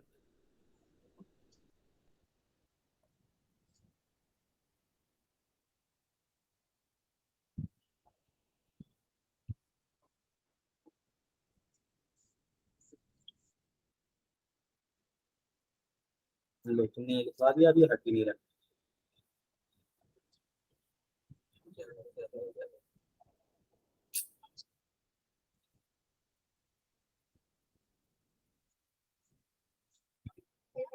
चलो ठीक है, कोई बात नहीं। तो ये हो गया। अब हम आने वाले थे केस सेकंड पे, ठीक है। केस सेकंड क्या होता है, तो एक सिचुएशन तो हमने पढ़ ली जिसमें हाइट चेंज थी, मास कांस्टेंट था। अब दूसरा केस हम कंसीडर करते हैं जिसमें हाइट सेम है, दोनों में 1 मीटर ही है, 2 मीटर डिस्टेंस है, ठीक है। फिंगर हमारा यहाँ है, बस अब मास अलग है। एक में हमने 1 kg का ऑब्जेक्ट लिया, एक में 100 kg का ऑब्जेक्ट लिया। ये लो लग गई चोट तुम्हें अभी? सर, तो तुम्हें ऐसे देखते ही चोट लग ये जाएगी। बताने की जरूरत नहीं, तुम्हें साफ साफ समझ में आ रहा होगा कि 100 kg वाले में हमें नुकसान बहुत ज्यादा होने वाला है। तो 100 kg वाले में तुम्हारी पोटेंशियल एनर्जी ज्यादा हो, तो potential energy also depend upon mass, और potential energy also depend upon mass, लेकिन पोटेंशियल एनर्जी डायरेक्टली प्रोपोर्शनल होती है मास, ठीक है। लेकिन कब, जब तुम हाइट को कांस्टेंट रखते हो तब, हाइट को कांस्टेंट रखते हो तब। तो हमने ये देखा कि पोटेंशियल एनर्जी दो चीजों पे डिपेंड कर रही है, किस पे, मास पे और height. Potential energy directly proportional to mass and height. तो मास और हाइट को रिमूव करके हम एक फॉर्मूला बनाते हैं पोटेंशियल एनर्जी का, वो है mgh। ये एग्जैक्ट फॉर्मूला आ जाता है potential energy. Potential energy is equal to mgh, directly proportional के साथ कांस्टेंट को हटाया है, एक वैल्यू लगी है g, ठीक है, mgh।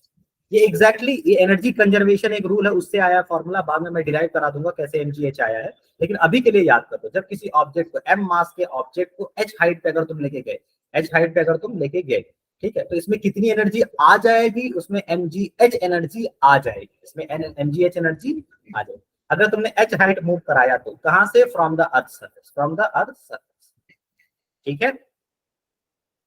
नहीं आया समझ में ये? सर आ गया। अच्छा, कोई ऐसा है जिसे नहीं समझ में आया? क्योंकि अभी तो मैं थोड़ा सा और बताऊंगा इसे, लेकिन फिर भी मैं पूछना चाहता हूँ। हैंड रेज यस करो। सर। माहिनूर, हाँ, और यस नो, शकील, आपको भी नहीं आया, ठीक है। और बिलाल चौधरी, शामिल। तो एकदम स्लोली स्लोली क्यों बोल रहे हो, एक साथ क्यों नहीं बोल दिया तुम लोगों ने? सर सोच रहे होंगे पहले कोई और के। अरे नहीं, सर, ऐसे कोई मैंने बात सबका नहीं है। कॉन्फिडेंस एनहांस कर दिया। कॉन्फिडेंस इनहेंस कर दिया, मेरा तो डाउन कर दिया। मेरे बाद ही सब बोलना स्टार्ट किए ना। अच्छा अच्छा, यू आर द लीडर, घबराओ मत। ये तुम्हारा ही चेहरा आगे रख के हम सब पीछे चलेंगे, ठीक है। ग्रुप पीडी भी कराते हैं। ब्रो काउंसिल पीडी भी कराते हैं। देखो डिबेट बोला अभी। अच्छा, खैर सही कह रहा था कि ये बात तो सही है कि लीडरशिप तो बहुत जरूरी है, लेकिन बस मैं एक चीज और ऐड करना चाहता था कि सबसे पहले जो मार्क आते हैं वो लीडर ही होते हैं। खैर, चलेगा सर, इनकलाब जिंदाबाद। चलो ठीक है, ठीक है। मजा भी है सर। चलो कोई बात। सो हम लोग पोटेंशियल एनर्जी पे बात कर रहे थे ना, तो लीडर की पोटेंशियल एनर्जी ज्यादा होती है, ठीक है, शुरुआत में। चलो अब आगे देखो। अब मैं ये कह रहा था, चलो जैसे मैं ये कह रहा था कि पोटेंशियल एनर्जी का मतलब क्या है। जैसे मान लो अर्थ सरफेस है ना, अर्थ सरफेस, अर्थ सरफेस की बात कर लो, अर्थ सरफेस के रेस्पेक्ट में एक हाइट की बात कर लो, अर्थ सरफेस के रेस्पेक्ट में एक डेप्थ की बात कर लो, एक डेप्थ की बात कर लो। ठीक है, आ रहा है समझ में? ये दो, ये टोटल 3 सिचुएशन है, एक ऑन अर्थ सरफेस, एक अर्थ सरफेस से h हाइट ऊपर, एक अर्थ सरफेस से d डेप्थ नीचे, एक अर्थ सरफेस से d डेप्थ नीचे, अर्थ सरफेस से h हाइट ऊपर, और ये ऑन अर्थ सरफेस के लिए। आ रहा है समझ में? तो तुम्हें अभी हमें ये पता चलता है कि देखो जब हम ऊपर जाएंगे तो हमारी एनर्जी बढ़ जाएगी। कौन सी एनर्जी बढ़ेगी? Potential energy. पोटेंशियल। ऊपर जाएंगे तो पोटेंशियल एनर्जी बढ़ जाएगी। और अगर तुमने h हाइट अटेंड किया ऊपर की तरफ, तो तुम्हारी पोटेंशियल एनर्जी कितनी बढ़ जाएगी? तुम्हारी पोटेंशियल एनर्जी बढ़ जाएगी mgh। इतनी पोटेंशियल एनर्जी बढ़ जाएगी जब तुम h हाइट ऊपर जाओगे। आ रहा है समझ में? और जब तुम d डेप्थ नीचे आओगे, d डेप्थ नीचे आओगे, तो तुम्हारी पोटेंशियल एनर्जी घट जाएगी। पोटेंशियल एनर्जी कितनी घट जाएगी? mgd। बस हाइट के प्लेस पे डेप्थ आ गया, इतनी घट जाएगी, यानी चेंज नेगेटिव आएगा। यानी चेंज कितना आएगा? नेगेटिव आएगा। तो ये सब बताया जाता है ना, ये जो चेंज पॉजिटिव आएगा, नेगेटिव आया, ये with respect to earth surface बताया जाता है कि अर्थ सरफेस के रेस्पेक्ट में तुम्हारे पास mgh है। मान लेता हूं एक बार के लिए मान लेता हूं कि mgh की वैल्यू 10 है और mgd की वैल्यू 5 है, ऐसा मान लेते हैं। तो अगर अर्थ सरफेस पे तुम्हारे पास एनर्जी मान लो 0 है, ठीक है, तो एट अ हाइट h तुम्हारे पास 10 जूल होगी, ठीक है, और एट अ डेप्थ d तुम्हारे पास 5 जूल होगी, वो भी माइनस का। तो ये जो हाइट में अटेन किया जाता है ना, वो बताया जाता है with respect to earth surface. Exact potential energy हम नहीं बता, लेकिन हम potential energy at earth surface 0 मान लेते हैं। Potential energy at earth surface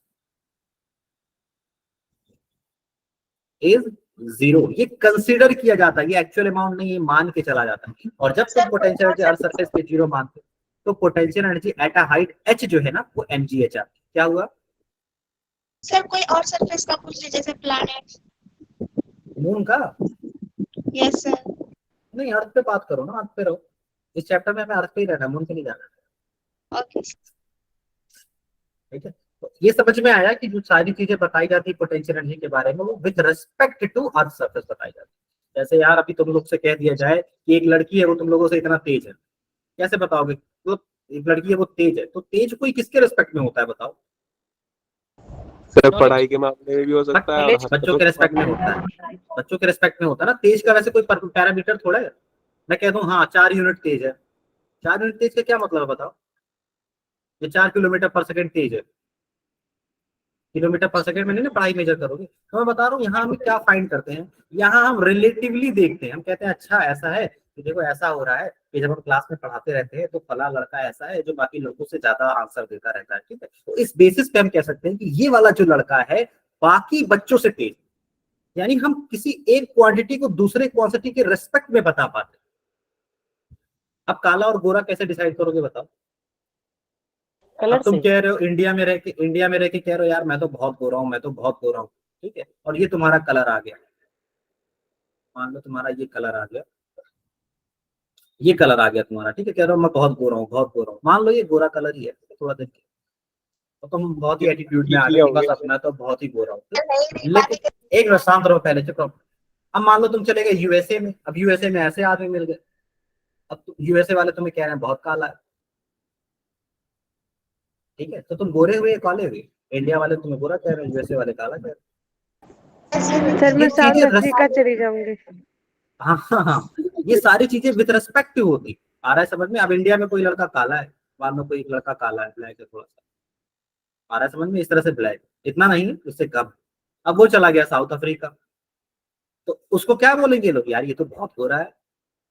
आ रहा है समझ में? क्योंकि वो सब काले। तो ये मैं ये कह रहा हूँ कि ये चीजें विद रिस्पेक्ट होती। इसी तरह से पोटेंशियल एनर्जी, तुम एग्जैक्ट पोटेंशियल एनर्जी नहीं मेजर कर सकते, पोटेंशियल एनर्जी का डिफरेंस मेजर कर सकते, इतने से इतने का चेंज आया, ठीक है। आ रहा है समझ में? हाँ, वो अलग बात है कि हम एक पैरामीटर डिसाइड कर देते हैं, हम कहते हैं अर्थ सरफेस पे 0 मान लो, एक्चुअली में 0 होती नहीं है। अर्थ सरफेस पे 0 मान लो और अर्थ सरफेस के रेस्पेक्ट में h हाइट पे पोटेंशियल एनर्जी mgh आएगी, ठीक। अब बहुत हो गया, आप क्वेश्चन लगाते हैं, ठीक है। क्वेश्चन, एन ऑब्जेक्ट है जिसको 20 मीटर पर सेकंड की स्पीड दिया गया, ठीक है, फाइंड और 2 kgs का वेट है, 2 kgs का वेट है, आपको फाइंड करना है potential energy at maximum height, at maximum height. आपको फाइंड करना है potential energy at maximum height, ये पहला क्वेश्चन है। Second question, find potential energy after 1 second. Sir जी की After वैल्यू 1 क्या रखेंगे? 10। वैल्यू वही सर है यार, क्वेश्चन 10। एक बार और बताइए सर, क्वेश्चन ये वाला। 400 आ रहा है कल वाले का। कि क्वेश्चन एक बार और 800 बताइए। सर, 800 फर्स्ट वाले का चलो। 800। 800, चलो ठीक है, देखते हैं। एक ऑब्जेक्ट को 20 मीटर पर सेकंड की स्पीड से 400 थ्रो किया आ गया, रहा है। जब ये मैक्सिमम हाइट पे पहुंच गया ना, तो इसकी पोटेंशियल एनर्जी बताओ। जाहिर सी बात है एच हाइट अटेन कर जाएगी तो पोटेंशियल एनर्जी बताओ। यहाँ मैक्सिमम हाइट पे एक बार बताओ पोटेंशियल एनर्जी, ये पहला क्वेश्चन हो गया। और एक बार बताओ जस्ट आफ्टर 1 सेकेंड, यानी 1 सेकंड में, एक सेकंड में जब स्टार्ट हुआ है मोशन, तो 1 सेकंड में यहाँ इस पोजीशन में पहुंचा होगा, इस पोजीशन पे उसकी पोटेंशियल एनर्जी बताओ। सर हाइट क्या है इसकी? वही तो कैलकुलेट करना है, इक्वेशन ऑफ मोशन अप्लाई करिए, हाइट कैलकुलेट करिए, तब तो जाके आंसर आएगा, वरना आंसर ना आने का।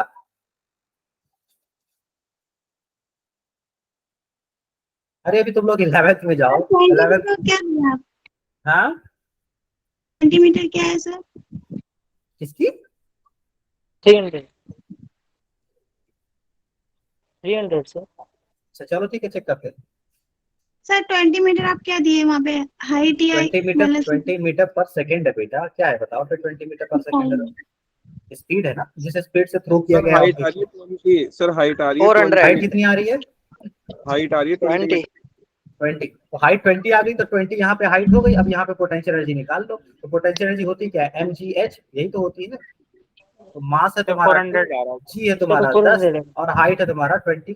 तो 20, तो इसको मल्टीप्लाई करोगे आंसर आ जाएगा 400। 400 हो गया सर। तो 400 जूल आ गई हाइट तुम्हारी मैक्सिमम, मतलब मैक्सिमम हाइट पे जो तुम्हारी 400 पोटेंशियल एनर्जी आ गई, ठीक है। पोटेंशियल एनर्जी मैक्सिमम हाइट पे 400 जूल आ गई। तो मुझे 1 सेकंड पे बताओ, 1 सेकंड, 1 सेकंड के बाद, तो 1 सेकंड के बाद पहले हाइट कैलकुलेट करो।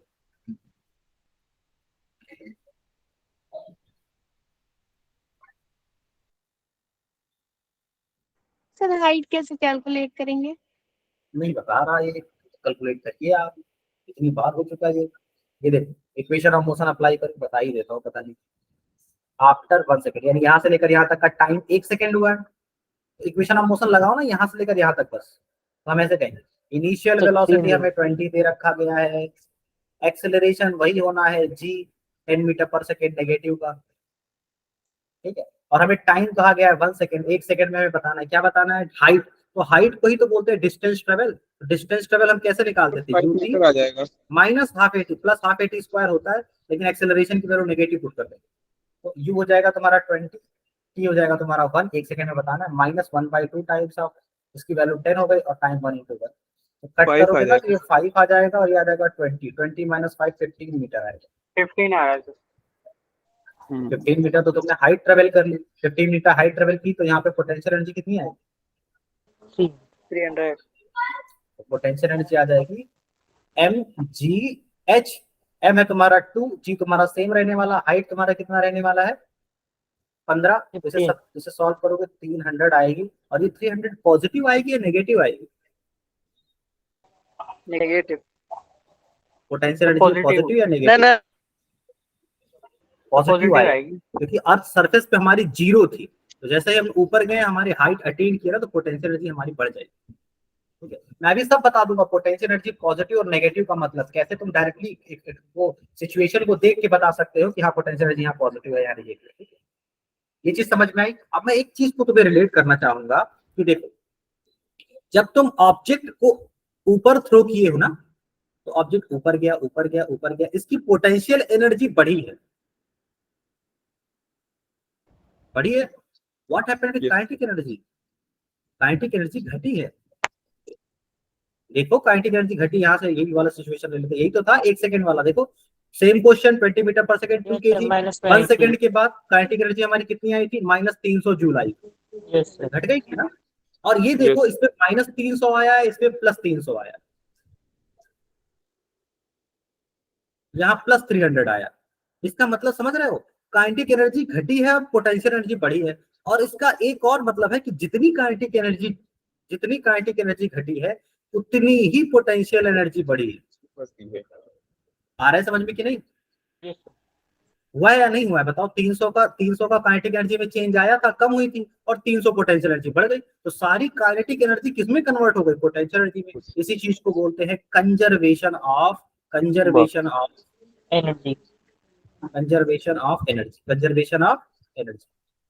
कंजर्वेशन ऑफ एनर्जी क्या कहती है? कंजर्वेशन ऑफ एनर्जी ये कहती है कि energy can neither be created nor be destroyed but can convert into one form to other form. जैसे इस सिचुएशन में क्या हो रहा है, जब हम किसी बॉल को ऊपर थ्रो कर रहे हैं, इस बॉल को थ्रो कर रहे हैं, तो देखो ये हो रहा है, पोटेंशियल एनर्जी हमारी इंक्रीज कर रही है, पोटेंशियल एनर्जी हमारी बढ़ रही है, और काइनेटिक एनर्जी हमारी घट रही है। काइनेटिक एनर्जी क्या हो रही है? घट रही है। ठीक है। और क्या हो रहा है, ये जो काइनेटिक एनर्जी घट रही है वही काइनेटिक एनर्जी चेंज हो जा रही है पोटेंशियल एनर्जी में। काइनेटिक एनर्जी चेंज हो जा रही है पोटेंशियल एनर्जी। जितनी काइनेटिक एनर्जी में चेंज आएगा उतना ही पोटेंशियल एनर्जी में चेंज आएगा, ये चीज समझ में आया? बोलो सबको आया? That is called conservation of energy. की एनर्जी को क्रिएट नहीं किया जा सकता, एनर्जी को डिस्ट्रॉय नहीं किया जा सकता, बस एक फॉर्म से दूसरे फॉर्म में कन्वर्ट किया जा सकता है। कि काइनेटिक एनर्जी से हमने कन्वर्ट कर दिया पोटेंशियल में, और पोटेंशियल से कन्वर्ट कर देंगे काइनेटिक एनर्जी में। पोटेंशियल से कब काइनेटिक एनर्जी में कन्वर्ट होगी? सेम सिचुएशन है, बस ऑब्जेक्ट को इस बार फ्री फॉल कर दिया जाए, ऊपर से नीचे आए। जब ऊपर रहता है ना, तो ऊपर इनिशियल वेलोसिटी 0 रहती है, फाइनल में कुछ ना कुछ वेलोसिटी हो जाती है। आ रहा है समझ में? ऊपर हाइट h रहती है और नीचे हाइट 0 हो जाती है। तो इन दोनों सिचुएशन में देखोगे कि पोटेंशियल एनर्जी, जब ऑब्जेक्ट ऊपर से नीचे आ रहा है तो पोटेंशियल एनर्जी डिक्रीज करती है, और धीरे धीरे ऑब्जेक्ट की स्पीड बढ़ती रहती है। मास तो सेम है, तो स्पीड बढ़ रही है यानी काइनेटिक एनर्जी बढ़ रही है। तो इस बार क्या हो रहा है, पोटेंशियल एनर्जी कन्वर्ट हो रही है काइनेटिक एनर्जी, और जितना पोटेंशियल एनर्जी में चेंज आएगा उतनी ही काइनेटिक एनर्जी में चेंज आएगा। आया समझ में? Yes sir. तो ये है conservation of energy. Conservation of energy, किसी भी सिचुएशन में, कोई भी सिचुएशन ऐसी होती है तो उसमें पोटेंशियल एनर्जी कन्वर्ट हो जाती है kinetic energy, potential energy convert हो जाती है काइनेटिक एनर्जी, और काइनेटिक एनर्जी कन्वर्ट होती है पोटेंशियल एनर्जी। अब मैं इससे कुछ और एग्जांपल देना चाहूंगा। जैसे मान लो स्प्रिंग सिस्टम है, स्प्रिंग सिस्टम। एक तुमने यहाँ दीवार ली है, दीवार से एक स्प्रिंग को ऐसे प्रेस कर रखा है, ठीक है, स्प्रिंग को ऐसे प्रेस कर रखा है। यहाँ पे अभी ऑब्जेक्ट नॉर्मल सिचुएशन में तो उसके पास कोई मूविंग एबिलिटी होती है? नॉर्मल सिचुएशन एक्सपेक्ट तो कोई मूविंग एबिलिटी नहीं होती है ना, तो हम कहते हैं इसकी एनर्जी 0। नॉर्मल सिचुएशन में कोई मूविंग एबिलिटी नहीं है तो इसकी एनर्जी 0। और जब तुम इसे प्रेस करते हो, प्रेस करते हो, तो प्रेस करते समय इसकी पोटेंशियल एनर्जी बढ़ती है, तुमने प्रेस कर दिया ना, पोटेंशियल एनर्जी बढ़ गई। आ रहा है समझ में? यहाँ तक लाए तो ठीक, क्लियर है? क्या पढ़ा? पोटेंशियल एनर्जी बढ़ा था, हाँ या ना? Yes sir. अच्छा, अब सपोज करो तुमने इसे फ्री कर दिया तो भाई अब ये आगे की तरफ मूव करना जाएगा। इन बिटवीन अगर किसी सिचुएशन में ये यहाँ पे आया है तो यहाँ तक आते इसके पास कुछ ना कुछ वेलोसिटी हो जाएगी ना? Yes sir. वेलोसिटी हो जाएगी तो इसमें क्या आ गई? Kinetic energy. कैसे है काइनेटिक एनर्जी? क्योंकि अब ये ऑब्जेक्ट ऊपर जा रहा है, कंप्रेशन कम हो रहा है, तो पोटेंशियल एनर्जी घटेगी। जब तुम इस तरफ लाओगे तो इसकी पोटेंशियल एनर्जी बढ़ेगी, और जब तुम इसे छोड़ दोगे तो ये ऑब्जेक्ट बाहर की तरफ निकलेगा तो पोटेंशियल एनर्जी घट जाएगी, और पोटेंशियल एनर्जी घटने के साथ साथ काइनेटिक एनर्जी बढ़ जाएगी, आ रहा है समझ में? तो यहाँ भी एनर्जी कंजर्वेशन होल्ड कर रहा है, आया समझ में? सर एक बार और बता दीजिए। नहीं, तुम खुद ही सोचो ना, इस तरह से स्प्रिंग का एक सिस्टम ले लो। स्प्रिंग के सिस्टम को तुमने प्रेस किया तो अब देखो, अब प्रेस करने से मैं बता दूं एक चीज और देख लो, पोटेंशियल एनर्जी के बारे में एक चीज और देख लो कि potential energy comes into picture when there is a force of resistance, जब तक कोई फोर्स ऑफ रेजिस्टेंस नहीं होगा पोटेंशियल एनर्जी तुम्हारी वजूद में नहीं आएगी। समझ में आ रहा है? Does not comes into picture. नहीं आया समझ में? मैं तुम्हें इसे एग्जांपल से समझाता हूँ। पोटेंशियल एनर्जी तब आती है जब तुम किसी के अपोजिट में जाकर वर्क करते हो, आ रहा समझ में? कोई नहीं चाहता कि ऑब्जेक्ट ऊपर आए, ग्रेविटी चाहती है कि ऑब्जेक्ट ऊपर आए? No sir. ग्रेविटी हर एक ऑब्जेक्ट को नीचे की तरफ पुल करना चाहती है ना। और तुम क्या कर रहे हो? तुम जबरदस्ती ऐसे मोबाइल या चाबी उठाए, कोई भी चीज मान लो, ऐसे की उठा लिए, की को ऐसे उठा के ऊपर कर दिया, तुम ऊपर करने जा रहे हो तो इसमें क्या आ रहा है बताओ? देखो पहले नॉर्मल सिचुएशन ये, लेकिन तुमने क्या किया? तुमने जबरदस्ती फोर्स लगा के ग्रेविटी के अगेंस्ट में ऑब्जेक्ट को ऊपर ले गए, ऊपर ले गया तो इसमें मूविंग एबिलिटी आ गई, जैसे छोड़ोगे नीचे आ जाएगा ऑब्जेक्ट, जैसे ही छोड़ोगे तुरंत नीचे आ जाएगा, क्योंकि उसमें मूविंग एबिलिटी आ चुकी है। देखो यहाँ अभी मैंने होल्ड कर रखा है इसलिए ऑब्जेक्ट यहाँ रुका हुआ है, वरना इसमें मूविंग एबिलिटी है, जैसे ही छोड़ेंगे नीचे आ जाएगा। आ रहा है समझ में? तो हम ग्रेविटी के अगेंस्ट में ऑब्जेक्ट को ले जाते हैं। इसी तरह से रबर बैंड वाला एग्जांपल, रबर बैंड ऐसे, रबर बैंड को जबरदस्ती हम स्ट्रेच करते हैं पीछे की तरफ, रबर बैंड इधर जाना चाहता है लेकिन हम उसे पीछे की तरफ लेके आते हैं, अगेंस्ट में वर्क करते हैं, तो इसमें पोटेंशियल एनर्जी आ जाती है, मूविंग एबिलिटी आ जाती है, जैसे ही छोड़ोगे बहुत तेजी से निकलेगा ये। आ रहा है समझ में? इसी तरह से स्प्रिंग बॉल सिस्टम, जब तुम स्प्रिंग को प्रेस करोगे तो स्प्रिंग इसका अपोज करना चाहेगा, यानी इस तरफ फोर्स लगाएगा। आ रहा है समझ में? अपोज करना चाहे, लेकिन हम जबरदस्ती से प्रेस करके यहाँ तक ले आते हैं, ठीक है, तो इसमें पोटेंशियल एनर्जी आ गई। अब जैसे ही छोड़ोगे तो स्प्रिंग अपना काम कर रही है, आगे की तरफ शिफ्ट कर रही है, तो पोटेंशियल एनर्जी डिक्रीज करने लगती है, काइनेटिक एनर्जी बढ़ने लगती है। तो पोटेंशियल एनर्जी हमेशा एग्जिस्ट में आएगी जब भी क्या होगा, जब भी तुम्हारा एक रेजिस्टेंस फोर्स हो। ये चीज समझ में आई या नहीं? यस सर, अब आ गई। हिफाजा समझ में आई या नहीं? Yes sir. भूख तो नहीं लग रही तुम्हें? नहीं सर। पक्का सही बताना। यस सर, नहीं लग रही। अच्छा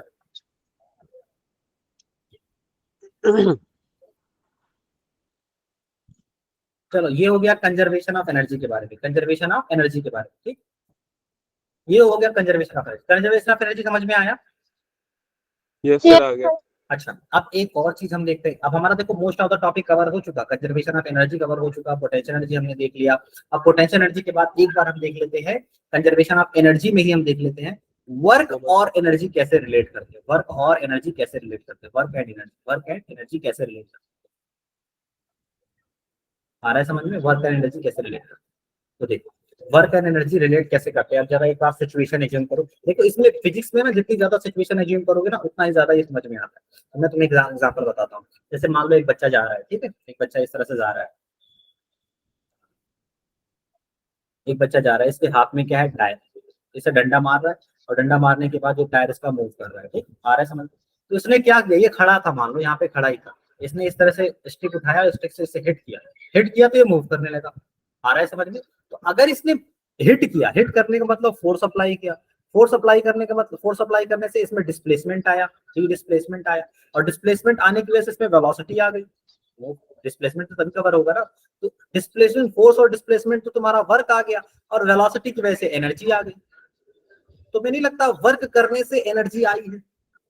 हमने डंडे से हिट किया है, हमने उस पर वर्क किया, फोर्स अप्लाई किया, फोर्स अप्लाई किया, हिट किया, तो हमने वर्क किया, हमने वर्क किया, उसमें एनर्जी आ गई, हमने वर्क किया, उसमें क्या आ गई, एनर्जी। आ रहा है समझ में? वर्क किया तो क्या आ गया, एनर्जी। ये चीज क्लियर हुई?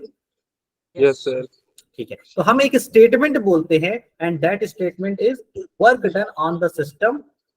अगर तुम वर्क करोगे ऑन द सिस्टम, किसी सिस्टम पे वर्क करोगे, ठीक है, work done on the system, जो भी वर्क करोगे किसी सिस्टम पे, वो वर्क डन सिस्टम में क्या करेगा, काइनेटिक एनर्जी को चेंज कर देगा, काइनेटिक एनर्जी को चेंज कर देगा।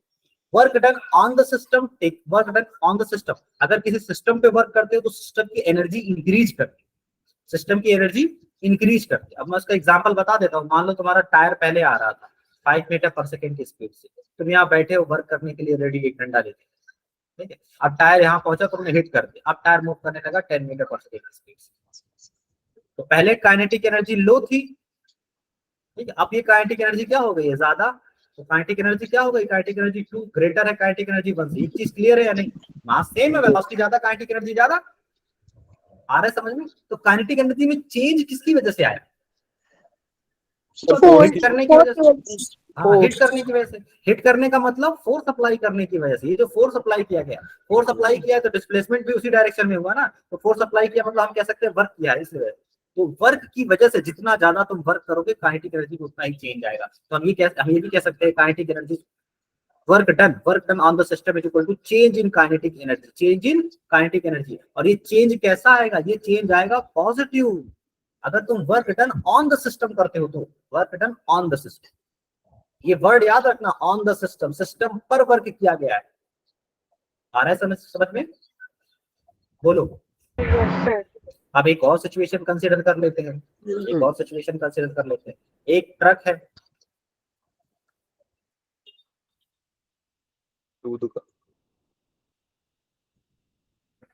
ठीक, ये ट्रक है, आ रहा है समझ में? ये जा रहा है, ठीक, इसको हमने एक बार 100 मीटर पर सेकेंड की स्पीड दे दी, 100 मीटर की स्पीड है इसके पास। अब इसने अपना इंजन ऑफ करा है, अब इसने अपना इंजन ऑफ कर दिया, ठीक है। तो अब ये आगे जा रहा है, आगे जा रहा है, तो अब ये वर्क कर रहा है, अब ये खुद वर्क कर रहा है, आ रहा है समझ में? इस पे कोई और वर्क नहीं कर रहा है। पेट्रोल पहले वर्क कर रहा था, पेट्रोल वर्क करने से इसकी स्पीड 100 मीटर पर सेकंड, अब इसने छोड़ दिया, पेट्रोल ऑफ हो गया, मतलब अपने व्हीकल को ऑफ कर दिया, व्हीकल को ऑफ कर दिया, तो ये ऑब्जेक्ट धीरे धीरे आगे जाते जाते जाते जाते इसकी वेलोसिटी कम हो, इसकी वेलोसिटी कम हो। पॉसिबल है कि एक सिचुएशन ऐसी आए जिसमें इसकी वेलोसिटी 50 हो जाए, पॉसिबल है कि एक सिचुएशन ऐसी है जिसमें इसकी वेलोसिटी 0 हो जाए। तो तुम्हें क्या लग रहा है, इसकी एनर्जी डिक्रीज कर रही है, इसकी एनर्जी डिक्रीज कर रही है, और ये सिस्टम वर्क कर रहा है, ये सिस्टम डिस्प्लेसमेंट कर रहा है, ये डिस्प्लेसमेंट आगे बढ़ रहा है, वर्क कर रहा है ना। तो हम कहते हैं work done by the system, work done by the system, work done by the system taken as negative sign, taken as negative sign, work done by the system taken as negative sign. तो taken as negative sign का मतलब क्या है कि ये kinetic energy को decrease कर देगा, तो काइनेटिक एनर्जी में जो चेंज आएगा ना वो नेगेटिव आएगा। आया समझ में? काइनेटिक एनर्जी में जो चेंज आएगा वो क्या आएगा, नेगेटिव आएगा। नहीं आया समझ? हाँ बताओ रीजन कुछ, क्या नाम है तुम्हारा? सर नहीं, मैं ये कह रहा हूँ कि कोई भी सिस्टम अगर वर्क करता है तो उसकी एनर्जी कम हो जाती है। तो work done by the system taken as negative, taken as negative sign, work done on the system taken as positive sign. अब मान लो तुम्हारे अंदर वेलोसिटी लानी है, तो साउथ का हीरो क्या करता है, एक जोरदार का पंच मारता है, ऑब्जेक्ट में वेलोसिटी आ गई, मूव कर गया वो विलन, तो मूव कर गया तो उसमें काइनेटिक एनर्जी आ गई। अब कभी कभी तुमने देखा होगा एक साथ 2-3 को लेके जाता है, मैं बताता हूँ, मैं पूरा सिनेरियो ही क्रिएट कर दे रहा हूँ यहाँ पे, तुरंत समझ में आ गया। मेन विलन के पीछे सेकंड लेवल का विलन, उसके पीछे और सेकंड लेवल का विलन, यहाँ आ गया साउथ का हीरो मूंछ के साथ, इसने मारा एक पंच तेजी से, इसने इसको हिट किया, इसने इसको हिट किया, तीनों एक साथ मूव कर रहे हैं। देखा नहीं? यस सर देखा है, ये पंच मारा है बस, आ रहा है समझ में? तो इसने वर्क किया सिस्टम पे और सिस्टम की एनर्जी बढ़ गई, पहले सिस्टम खड़ा था अब मूव करने लगा। तो work done on the system, work done on the system, system हमारा ये विलन सिस्टम है, इसमें वर्क किया गया है, बाहर से हीरो ने वर्क किया पंच मार, तो सिस्टम की काइनेटिक एनर्जी बढ़ जाएगी। तो बस में कौन करेगा सर? हाँ, बस में वर्क कौन करेगा सिस्टम पे? सिस्टम में वर्क, बस में वर्क कौन कर रहा है? Yes sir. नहीं, मैं यही तो कह रहा हूँ कि work done by the system. अब बस पे कोई वर्क नहीं कर रहा है, बस खुद वर्क कर रही है। इस वर्ड का मतलब सुनो, work done by the system, यानी अब जो सिस्टम है हमारा बस, वो खुद वर्क कर रहा है, वो खुद जा रहा है आगे, तो खुद जा रहा है तो इसकी एनर्जी कम होती चली जा रही है, खुद की एनर्जी का यूज करके, पहले 100 थी फिर 50 फिर 0 मीटर पर सेकंड डिक्रीज करती चली जाएगी। Work done by the system taken as negative sign. यहाँ फाइनल काइनेटिक एनर्जी जो होगी, फाइनल काइनेटिक एनर्जी और इनिशियल काइनेटिक एनर्जी जो होगी, इन दोनों में गैप बताओ कैसा आएगा, पॉजिटिव आएगा नेगेटिव आएगा? नेगेटिव। नेगेटिव आएगा ना, फाइनल माइनस इनिशियल, तो इसीलिए तो नेगेटिव साइन लगाया है। Work done on the system, work done by the system. ये बेसिकली इसमें तुम्हें न्यूमेरिकल नहीं आने वाले, हाँ थ्योरेटिकल क्वेश्चन है। ये समझ में आया एनर्जी का डेफिनेशन? अभी समझ में आया बस वाला? Yes sir. ठीक है, आ रहा है समझ में? तो work done by the system, अब जैसे अब यही है तुम्हारा, अब जैसे अब work done on the system तो हो गया, हीरो ने पंच मार दिया, अब work done by the system, अब सिस्टम ही खुद वर्क करे। मान लो विलन दौड़ रहा है, मान लो खुद विलन ही दौड़ रहा है, अब पहले उसकी स्पीड 100 मीटर पर सेकेंड, तो मान लो हीरो को देखा यहाँ पे, वैसे ऐसा होता नहीं है, पहले हीरो भागता है, अब ठीक है ये दौड़ रहा है, ठीक 100 मीटर पर सेकेंड से दौड़ रहा है, तो कब तक दौड़ेगा भाई? वर्क कर रहा है, कुछ दूर जाने के बाद इसकी वेलोसिटी कम हो जाएगी, थक जाएगा यार 50 मीटर पर सेकेंड, कुछ देर बाद 10 मीटर पर सेकेंड, कुछ टाइम के बाद 0 मीटर पर सेकेंड, थक के बैठ जाएगा। अरे सर नहीं होता ऐसा। अरे होता है, ऐसा होता है। अब तो मैं मूवी का नाम बताऊं तब तो मानोगे। खैर ये चीज समझ में आई। अब यहाँ सिस्टम खुद वर्क कर रहा है, सिस्टम खुद ही वर्क कर रहा है, अपनी पावर का यूज करके मूव करने की कोशिश कर रहा है, तो उसकी एनर्जी कम हो जा रही है, इसलिए work done by the system taken as negative sign. आया समझ में? अब ये तो हो गया। अब देखो, अब एक last topic that is power. Power है क्या? पावर है rate of doing work, rate of work. तो जहां भी ये रेट आ जाता है ना, रेट का मतलब वर्क को टाइम से डिवाइड कर, ठीक है। तो वर्क डन अपॉन टाइम, इसी को हम क्या बोलते हैं? Power. Work done upon time, इसी को हम क्या बोलते हैं? पावर। और हमने कहा ये work done change in kinetic energy के बराबर होती है। काइनेटिक एनर्जी में कितना चेंज आया, तो change in kinetic energy upon time, ये भी पावर हो जाएगा। या change in potential energy upon time, ये भी हो जाएगा। वर्क डन की वैल्यू, ऐसा नहीं है वर्क डन की वैल्यू सिर्फ चेंज इन काइनेटिक एनर्जी होती है, वर्क डन की value change in potential energy भी होती है। आ रहा है समझ में? कैसे? तुमने हीरो ने पंच जो मारा है ऑब्जेक्ट पर, वो ऊपर की तरफ मारा है, विलन यहाँ पहुंचा, हाइट अटेन की। आ रहा है समझ में? तो अब जो वर्क डन हुआ उससे काइनेटिक एनर्जी नहीं, पोटेंशियल एनर्जी चेंज हो रही है, ऊपर जा रहा है ऑब्जेक्ट, उसकी पोटेंशियल एनर्जी कम हो रही है धीरे धीरे। चेंज इन पोटेंशियल एनर्जी हुआ या नहीं हुआ? बोलो। Yes sir. सर जो तुम कहो वो सही है। जो तुम कहो वो सही है, क्यों? नहीं, एग्जाम्पल से ही थ्योरी क्लियर होती है, मैं सच बता रहा हूँ। इसलिए मैं मूवी का एग्जाम्पल बहुत देता हूँ, बहुत ही ज्यादा। अभी तुम लोग 9th 10th में हो ना, अगर कभी 11th में आना तो देखना, पूरी चैप्टर में मूवी का एग्जाम्पल ही रहेगा। एक आध मूवी तो दिखा भी देता हूँ कई बार। मूवी चले करेगी सर फिर? नहीं नहीं, मूवी नहीं चलती है। मूवी तो नहीं चलती है, कभी मूवी नहीं चलेगी। हाँ, एक आध कुछ ना कुछ तो, कभी कभी क्वांटम थ्योरी जब हम लोग पढ़ाते हैं उसमें एक मूवी है एवेंजर्स। सर ये 9th बहुत हार्ड है। हाँ, 10th का फिजिक्स बहुत हार्ड है। 10th का बहुत हार्ड है। इजी है। नहीं 10th का आसान ही है सर। 9th का tenth सर का बनाया easy है। वो बेटा, बनाया ही इसीलिए जाता है ना, ताकि 9th का तुम एक बार सदमा लेकर 10th तक भूल जाओ और 10th में अच्छा नंबर पाओ। इसीलिए 11th में भी आपको एक झटका मिलेगा इसी सब का, फिजिक्स का, वर्क पावर एनर्जी का। उसके बाद 12th में आपको बुलवा दिया जाएगा वैसे इलेक्ट्रिसिटी पढ़ा। तो ये चीजें बहुत प्लानिंग के साथ होती है 12th के बाद। हाँ, 12th के बाद दोनों का सदमा रहेगा। दोनों का रहेगा, बात सही है। ठीक है, तो ये समझ में आ गया। Yes sir. यस सर आगे। इसमें कुछ नहीं है, तुम्हें बस ये देखना है एनर्जी में कितने का चेंज आया है। अब आइदर वो काइनेटिक एनर्जी हो, आइदर वो पोटेंशियल एनर्जी, जितना एनर्जी में चेंज आया है, जितने टाइम में आया उस टाइम से डिवाइड, यानी 1 सेकंड में एनर्जी में कितना, दैट इज पावर। आ रहा समझ? अच्छा, यूनिट्स एक जो हमारा लास्ट टॉपिक था, ये देखो, एक तो हमारा लास्ट, हमारा चैप्टर फिनिश हो चुका है, कुछ बचा नहीं है। मैं बता रहा हूं। देखो, एक तो हमारा मैकेनिकल एनर्जी था जिसमें हमने काइनेटिक एनर्जी, पोटेंशियल एनर्जी पढ़ लिया। नॉन मैकेनिकल एनर्जी हमें पढ़ना नहीं है, ठीक है? आ रहा है समझ में? कंजर्वेशन ऑफ मैकेनिकल एनर्जी हमने पढ़ लिया, kinetic energy, electrical energy, kinetic energy और पोटेंशियल एनर्जी का कन्वर्जन भी, काइनेटिक एनर्जी कन्वर्ट होती है पोटेंशियल एनर्जी कन्वर्ट होती है काइनेटिक एनर्जी। पावर के बारे में हमने देख लिया, power rate of doing, power change in energy, rate of doing, rate of work, rate of work done, या rate of change in kinetic energy, rate of potential energy. और फिर commercial unit of energy. Commercial unit of energy कौन कौन सी होती है? आवाज ज्यादा आ रही है आपकी, आपकी सर आवाज माइक खुला हुआ है, किसी का माइक खुला है सर।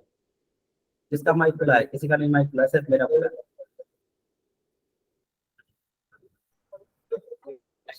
चलो कोई ठीक है। एक लास्ट टॉपिक जो आपका रह गया वो है commercial unit of energy. Commercial unit of energy बताओ कौन कौन सी है? Kilowatt hour. Yes sir. Yes sir. Kilowatt hour, kilowatt hour को यूनिट। देखो, किलोवाट आवर की डेफिनेशन आई कहां से? Power is equal to work done upon time होता है। What is work done? Work done हो जाएगा पावर इनटू टाइम। जब हमने पावर की बात की है तो पावर की एक यूनिट हमने रह गई। देखो, पावर की यूनिट के बारे में डिस्कस नहीं किया। एसआई यूनिट पावर की क्या होती है? वॉट। वॉट होती है। वॉट को हम बोलते क्या है? न्यूटन। मीटर तो हो गया था, सेकंड से डिवाइड कर दो, तो सेकंड से डिवाइड करोगे मीटर पर सेकंड हो जाता है। ये देखो, तो newton metre second, newton metre per second, newton metre per second, या फिर आप यूं कह लो जूल। हाँ, joule per second. Force into velocity को पावर ही बोलते हैं भाई, joule per second. Force into velocity सही पहचाना है, ठीक है?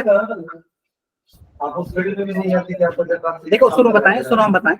हेलो, सुनो बताएं। Yes sir. 2 टॉपिक छोटे छोटे रह गए, पावर और कॉमर्शियल यूनिट ऑफ एनर्जी, ठीक है? पावर भी हम थोड़ा सा न्यूमेरिकल से ज्यादा पढ़ने की कोशिश करेंगे, तो कल की क्लास में ये मैं कवर करूँ, ठीक है? Okay sir. Yes sir. Sir हाँ, जरा- हॉर्स पावर पूछता है, क्या हुआ? हॉर्स पावर पूछता सब है। कॉमर्शियल यूनिट में कल ही कवर करवा दो, ठीक है? कल कवर करवा दो। हाँ, ये है कि 5 मिनट दे के आप कुछ क्वेश्चन सॉल्व कर सकते हैं जल्दी से, थ्योरेटिकल क्वेश्चन, ताकि 1 DBP हो जाए कम से कम, हमारी खाली हाथ ना जाए। दिख रहा है? विजिबल है? Yes sir. Yes sir. A stone is tied to a circle, then while in a circle, then work done on it by the string is। चलो बताओ, पहला क्वेश्चन। जीरो वाई सर वो Displacement zero है टेंजेंटली ना? जाएगा ना, हाँ, टेंजेंटली Zero होगा। डिग्री है। वेलोसिटी और फोर्स परपेंडिकुलर होते हैं। याद करो, एक बार मैंने क्लास में बताया था, जब कोई ऑब्जेक्ट सर्कुलर मोशन करता है तो फोर्स टुवर्ड द सेंटर लगता है, एक्सेलरेशन भी टुवर्ड द सेंटर होता है, और एक्सेलरेशन या वेलोसिटी जो होती है, वेलोसिटी टेंजेंशियल होती है। ये दोनों परपेंडिकुलर है, डिस्प्लेसमेंट परपेंडिकुलर है हमेशा। यहाँ जीरो आएगा। सर कल कराना आप। कल कराना थके क्या? पावर ना बची सर, तुमने सब पावर। अरे तुम कैसी पावर की बात कर रहे हो? आज तो हमने सहरी भी नहीं किया, उसके बाद भी 1.5 घंटे पढ़ा दिया। अभी 1.5 घंटे और बचे। मैं सफर में से आया हूँ। तुम सफर में से आए हो? सफर से आया हूँ सर, अभी घर आ पाया। Potential energy. जी एनर्जी पर की एनर्जी खत्म। भाई चलो ठीक है, आज की क्लास दो ओवर, ठीक है। हाँ सर। क्या रो रहे हो तुम? सर हमारा क्वेश्चन सॉल्व कर दीजिएगा बाद में। बस यहीं पे हूँ, बाकी सब लोग को जाने के लिए कह रहे हो।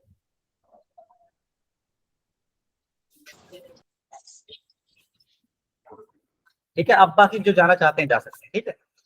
यस सर, अस्सलाम वालेकुम बाकी सर। मैं नोट्स और ये सारी चीजें आपको सेंड कर दूंगा।